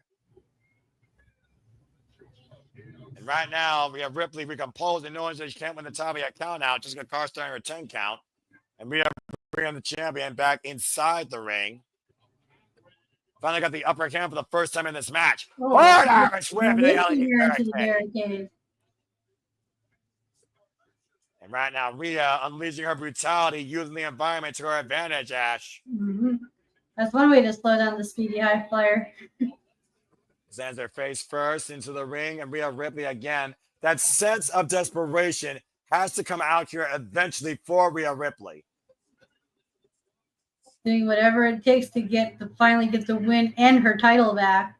Io Sky, of course, won her first championship in 2009 as Io Shirai, the TLW World Young Women's Tag Team Championship, and of course went on to be a daughter of Stardom as Io Shirai, winning the High Speed Title, Artist of Stardom, Wonder Stardom, Gods of Stardom, and SWA Undisputed World Women's Championship. One of the longest reigning notorious World of Stardom champions in Stardom history. Covered now by Rhea, and it's a 2 count. Rhea working on the Io's back is going to come into effect when she hits her with that riptide. And right now, it's been a full body experience here for Io Sky against Rhea Ripley with the body scissors now, having her way with the champion, controlling and grounding the genius of the Sky. Io Shirai, by the way, held that World of Stardom Championship, the red belt, across 2 incredible runs for a total of 1,014 days. The former leader of Queen's Quest. And right now, Rhea Ripley continuing to assert her will on Io Shirai and working the core right now. Io betting back though, forcing Rhea to break. Oh! With a drop kick aside of the head, single boot caught her flush. Now Rhea in the cover, back press with the far leg, gets a 2 count. You see the look in Rhea Ripley's eyes here, Ash. Yeah, she's trying to figure out what she needs to do. And right now, Rhea Ripley also trying to keep cool because she does not want to get too frustrated because it might cost her the title. And right now, Rhea Ripley might be looking for, looks like a nerve hold on the midsection. Again, working the core of Io Sky, which she uses so much on impact with those moonsaults. Mm-hmm. Smart strategy here by Rhea Ripley. We And talked here, yeast. Right, and it also comes into effect for not only for her riptide, but her also that deadly submission hold of hers as well. The prism lock, to your point. You hear Io screaming out in pain right now as we are squeezing the kidney area of the champion. And big elbow strike. Double over in pain was Io Sky for a moment. Now trying to pick up speed once again. Rhea Ripley unable to keep up with Io. Up and around. DDT! Look at the face of Io. Right? She even surprised herself there with that DDT. Both women down out right now. Our main event evolution. To go to the replay here, Ash. Io Sky taking Rhea up and around, crowning her on her head once again. And stop time for a moment. What a freaking face. That's a meme worthy face right there. Yeah, absolutely. That was bloody brilliant. The face you make when you put mommy down underneath you. Crowd chant, this is awesome. This crowd has been absolutely incredible all night, as well as this show has been. Again, this is the WWE Women's Division. This is their evolution. Main event here for the Women's World Championship. Io Sky and Rhea Ripley. Now, Rhea Ripley, formerly known as Demi Bennett, a background in rugby, former RCW Women's Champion, 2-time over for a combined 370 days, former NXT UK Women's Champion, NXT Women's Champion, Raw champion, women's tag team champion, women's world champion. Oh, Up and nicely done over. there. No, stop. All right, in the midsection. Right after those strikes, she's like the consecutive strikes she was doing. Buzzsaw kick. She's a Taiji. Be proud of that. And now looking to take Rhea Ripley up and over. German suplex. And Ripley rolls the outside. The outside. It's like, you But see you right might now, be capitalizing on this. and you see right now, Io Sky fired up, looking to follow through here. Looking to fly once again. Going for broke with a crossbody Sita. And Ripley right now tossed back in the ring as Io might be looking to go where she's most comfortable. And now Io to the top rope. Ripley staggered on her feet. Io high. Missile drought kick sends Mommy up and over to the opposite side. And kip up and rope for again. Io right now in full control. Again, she's crazy and we love her for it. She's the best going right now in WWE with the Women's World Championship. And right now, Rhea Ripley might want to get out of the way. Oh, looks for the Meteora. Yeah, running double knees in the corner. Covered now by Io Sky to retain. Gets the 2 counts. Oof. Great resourcefulness there by Io Sky, but again, great endurance by Rhea Ripley, Ash. Flying all over the place here. And Io Sky, folks, is the 30th Women's World Heavyweight Champion at 133 days. Of course, this run was initially started by the man Becky Lynch back in 2016. Oh, she's going for that moonsault now. Looking to go over the moon, over the sky, but Rhea Ripley from behind. Uh-oh. German super the 11th. There you go. And right now, Rhea sidestep though, as Io hit short at first in the top turnbuckle. Climbing shot by Rhea Ripley. All right, so we're going to go for the top rope riptide. And she might be looking to ground the Gina to the sky. Oh, no, and Io, good scanning. Whiplash effect. Back of the head and neck goes the top turnbuckle. Ripping Rhea down hard. And a flare of offense snuffed out once again by Io Sky, Ash. Yeah, Almost feels like a little bit that Io Sky is making Ripley fight from underneath, despite Ripley having the strength and height advantage. right? Double underhook, as you see Seems Rhea like right Io's now. the one step ahead of Rhea at all times. Back by jumping again, Io lands on her feet. Shote shaves the Judgement Thunder Liger, another influence to Io Shirai. Big boot, though, turns Io sideways. And Ripley stopping the feet. The face buster to the knee. Went for the lariat. Io Sky again, picking up speed. Up and around. Looking for the DDT. Countered by Rhea this time. Horsing up Io. And again, Io unable to suplex Io. Excuse me, Rhea unable to suplex Io. Back elbow strike. Both these were in time position. Up and over. Oh, they're poison on her. And again, Rhea dropped on her head. Cover now by Io to return. Take on a 2. Oh, what a beautiful sequence of right there. Just those reversals and counters right as Io got into that poison rana. And Crown Mommy once again, the second time in this match we've seen Io drop Rhea on her head. And still not enough. Again, Rhea said she will do anything to win against Io tonight. Again, this is our main event, folks, here. WWE Evolution, Women's World Championship on the line. Capacity crowd on hand in Atlanta, Georgia, in the State Farm Arena. And, of course, the winner of this match has Vaquer waiting for them at Clash in Paris. Rhea's just grabbing that foot, making sure that Io does not kick to the top rope. Only for Io to get out of the way. Rhea knows what Io plans to do. And again, Rhea will stop at nothing to make sure that Io's unable to. Again, Io, though, fending off the challenger. Up to the top rope goes Io Sky one more time. And Rhea Ripley taking the base out now. Oh, is this crucifix powerbomb? Exactly! Damn! And Rhea once again asserting her dominance. Sit down, powerbomb counter. No!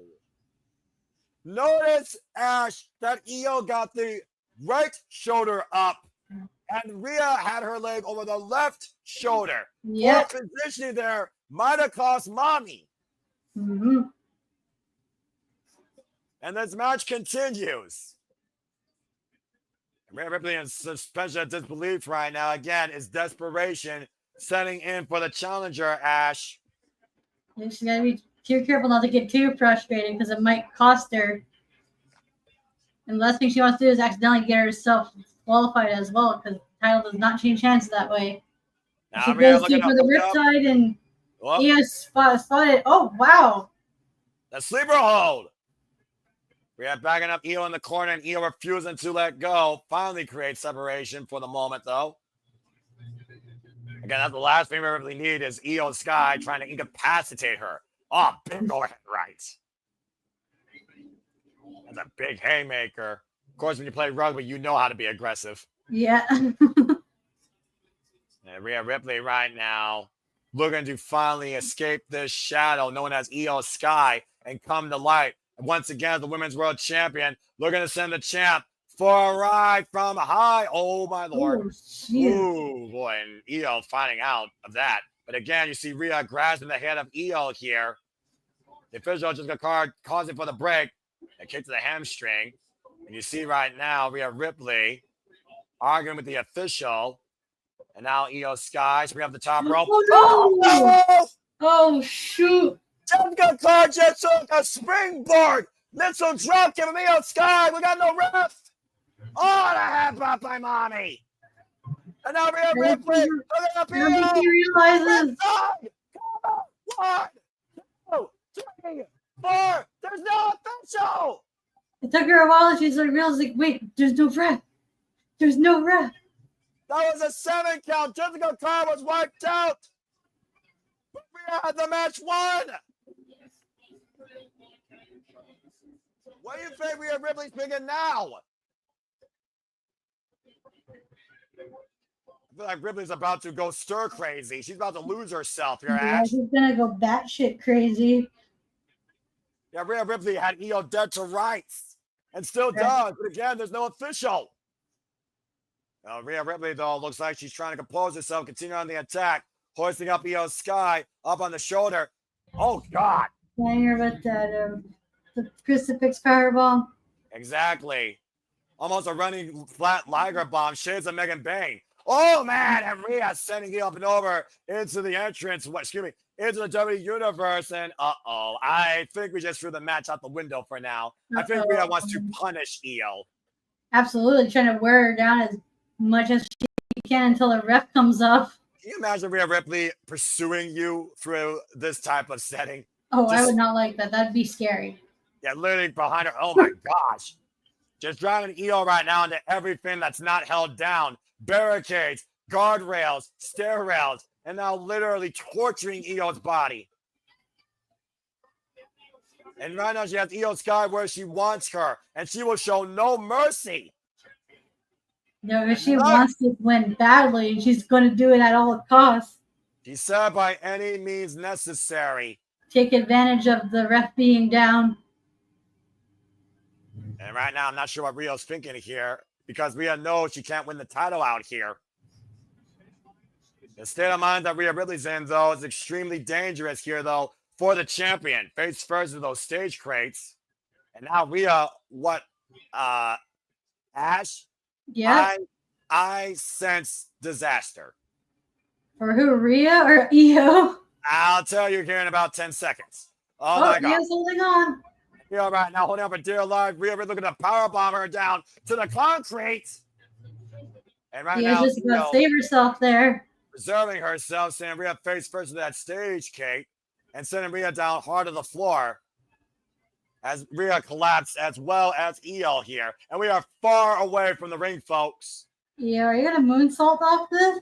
Yeah, well, she is crazy. The genius of the sky. The sky has no height. You know that, Ash. Uh-oh. Yeah, she's going to go moonsault off that top. Io Sky high above the WWE Universe. Oh, my God. Well, looks like Rhea just went back to her feet. Drop. 100 Io Sky dives. Works re-enter herself on the outside. Going for both. Both women are down. Look at this, Ash. Right? Oh my God. The hang time. Free falling. Good Lord. Caution be damn. Io taken to the skies as she does best. Yeah, that's the highest height I've ever seen Io go in WWE. Again, Io Sky in control of the challenger as both these men continue to fight on the outside of the WWE Universe. Again, no referee, no chance for a count out here. This is turned to a straight up fight. In pursuit of excellence and greatness, this has turned to nothing but absolute ruthless aggression. And this isn't the last woman standing, Ash, and this isn't no disqualification. Yeah, this is a regular title match, and Io makes sure that she has to get them to that ring before the ref gets up and counts them both out. Well, these are finally inside the ring area. I've never seen Rhea Ripley look this vulnerable, though, if I'm being honest, physically and mentally. Now Io Sky running up. Oh, no! Right into the ribs. Into the announce table. And Rhea sending Io Sky back into the ring. But notice Rhea unable to get up to follow through. Damage done earlier. Yeah. Again, her chest, course, concave by Io Sky from 20 feet above her, as well as dropping her head multiple times. It doesn't look like Jessica Carr is still anywhere to be found. And right now, Io Sky back to her feet. Rhea Ripley, though, staggered. Oh, wow. Oh, got her hook, got her hook, got her hook. Oh, nicely done. Ooh. What a powerbomb by Io. Well, her chest wasn't compressed before, I bet her back is. Right? This match is insane. This is the most competitive women's match I've seen this year outside WrestleMania. And again, with Rhea Ripley in a vulnerable spot in the drop zone, Ash. Io Sky might look to fly.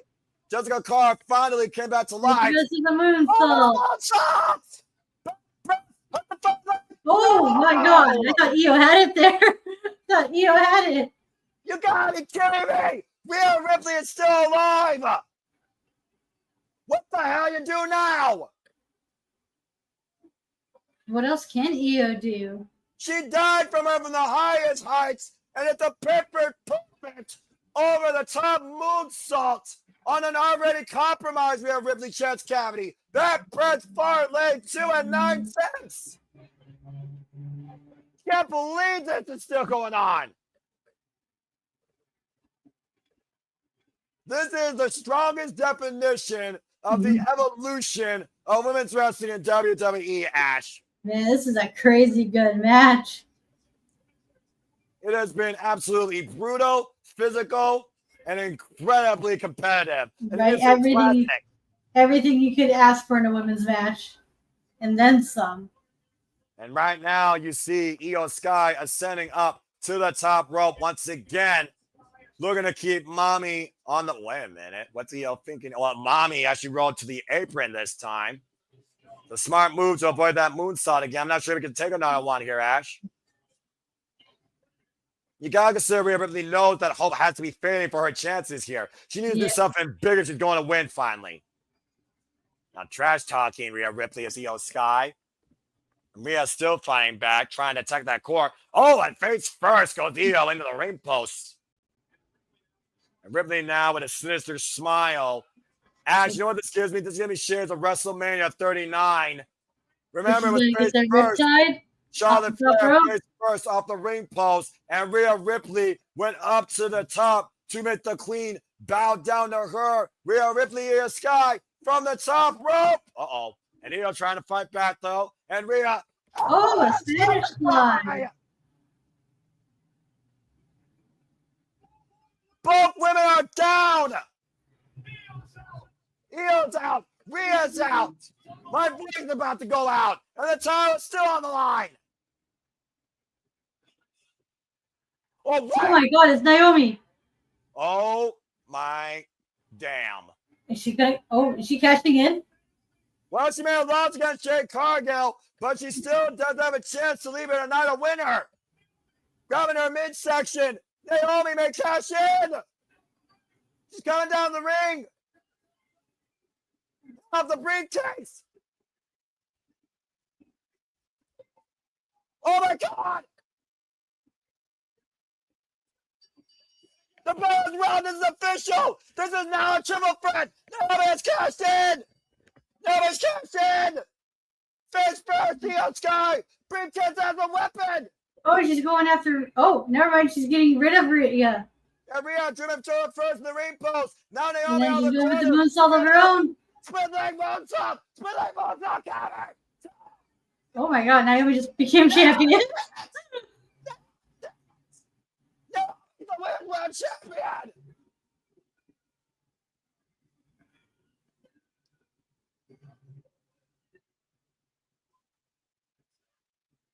Naomi's the new WWE Women's World Champion. I was not expecting that. What the fuck? Naomi was focused not on Jade Cargill. Proceed with caution. Naomi was focused on the main event. Naomi has exceeded her evolution. Naomi has cashed in. And she's now the face of Monday Night Raw. So at Clash of Champions, we're gonna get Stephanie and Naomi. I assume so. Naomi has finally arrived. Naomi is the new Women's World Champion. History made at Evolution. The Spanish Fly that neutralized both. And Naomi finally, Ash, hit the green light on the cash-in. Yeah, she saw an opportune time and she took advantage of it. And no kidding. Again, Now she's on a different brand than Jade, so she does not have to worry about Jade no more. Well, I think it's safe to say the Jade Cargill feud is over, to your point. And again, split leg moonsault, getting rid of Rhea Ripley. Naomi just pinned Io Sky. Naomi is the new Women's World Champion. That crazy, sadistic bitch finally did something right in her career. Naomi is the new Women's World Champion. Proceed with caution. Caution, caution. Because Naomi now is unhinged as the face of the Monday Night Raw Women's Division. Boy, have things changed for Monday Night Raw, Ash. Right? We got After a delicious battle with Jade Cargill in defeat and the war we saw where Io Sky and Rhea Ripley tried to literally destroy each other. It was a long time coming for Naomi to reach her peak here tonight at Evolution as the new Women's World Champion. This is going to add much needed change to the Raw Women's Championship title picture. As we continue to prove how the WWE and women's wrestling continues to evolve too. And that's it, folks. That has been, once again, another showcase of what has truly been an evolution. For Ash, I'm Noah Foster as we conclude this insane week of the Super Liable Studios, saying thank you all for tuning in once again to our Watch Along coverage for everything this insane fucking weekend. Naomi, the new face of Monday Night Raw, has cashed in as the new Women's World Champion. Well, Ash, before we bid everybody a fine adieu, as a fan of women's wrestling, again, it was an absolute joy engaging and calling this with you. Final thoughts on this show and women's wrestling in general, and where can the people find you? What a progression women's wrestling has made from the bra and panties matches from the 90s through the Ruthless Aggression era to the Divas era to now. This is what I could ask for in this pay-per-view. It was a solid night of matches. It was a good celebration and representation of the past, the future, and here in the present. Well said, my friend. Well, that being said, G1 Climax is next weekend. So when I see you for, of course, that, keep me posted. And also, of course, some verses that has stayed with the dating folks. One last time, again, to everybody, male, female, casual, hardcore, first comer, continue following the chat. Thank you all once again for tuning in as what's been an incredible professional wrestling weekend overall. Again, don't be tribalistic. Don't be a dickhead. There are no winners. There are no losers. There are no betters. Just professional wrestling progression across the board for men and especially women. And tonight, WWE proved that for the women at Evolution. So that being said, Ash, again, folks, don't be a dickhead. Subscribe today. Follow Shabbat Dash on the X and follow her at Barry for Wrestling. I'm sure there's going to be more content to come regarding the G1 Climax as well as New Japan AEW. And I'm sure you would love to get more of her takes on women's wrestling. So again, she's our Canadian friend. She can be your Canadian friend too. Follow her on the social medias as you see again. Ash, again, we truly appreciate you. And on behalf of our studios and on behalf of just my friendship and fandom as an advocate for women's wrestling, I thank you for joining me on this fun watch-along tonight for this all-women's showcase. I hope we do this again real soon for something like this. Right. I would love that. And again, folks, you can find me on the social medias predicting, booking, calling matches, shenanigans, reviews, in and out of YouTube and on the X, and then Foster 1916 for all things wrestling. Shout out to my entire ATW fam. But that being said, we have officially ended this incredible all-in weekend for all things professional wrestling. So thank you all for tuning in to anything or everything once again. That being said, it is Sunday night. I know everyone's ready to go to bed because work, school, responsibilities, leading by example, continues for us all in the morning. So until next time, on behalf of the entire Simple Reliable Studios, thank you for Ash, for everybody. Make a positive impact in life. Respect women, respect women's wrestling, respect women professional wrestling and women in wrestling. Damn it. And have a good night. This has been WWE's Evolution and Naomi's Ascension as the new Women's World Heavyweight Champion. What an evolution. Have a good night, folks. And Ash, thank you once again. You're welcome. Good night, everyone.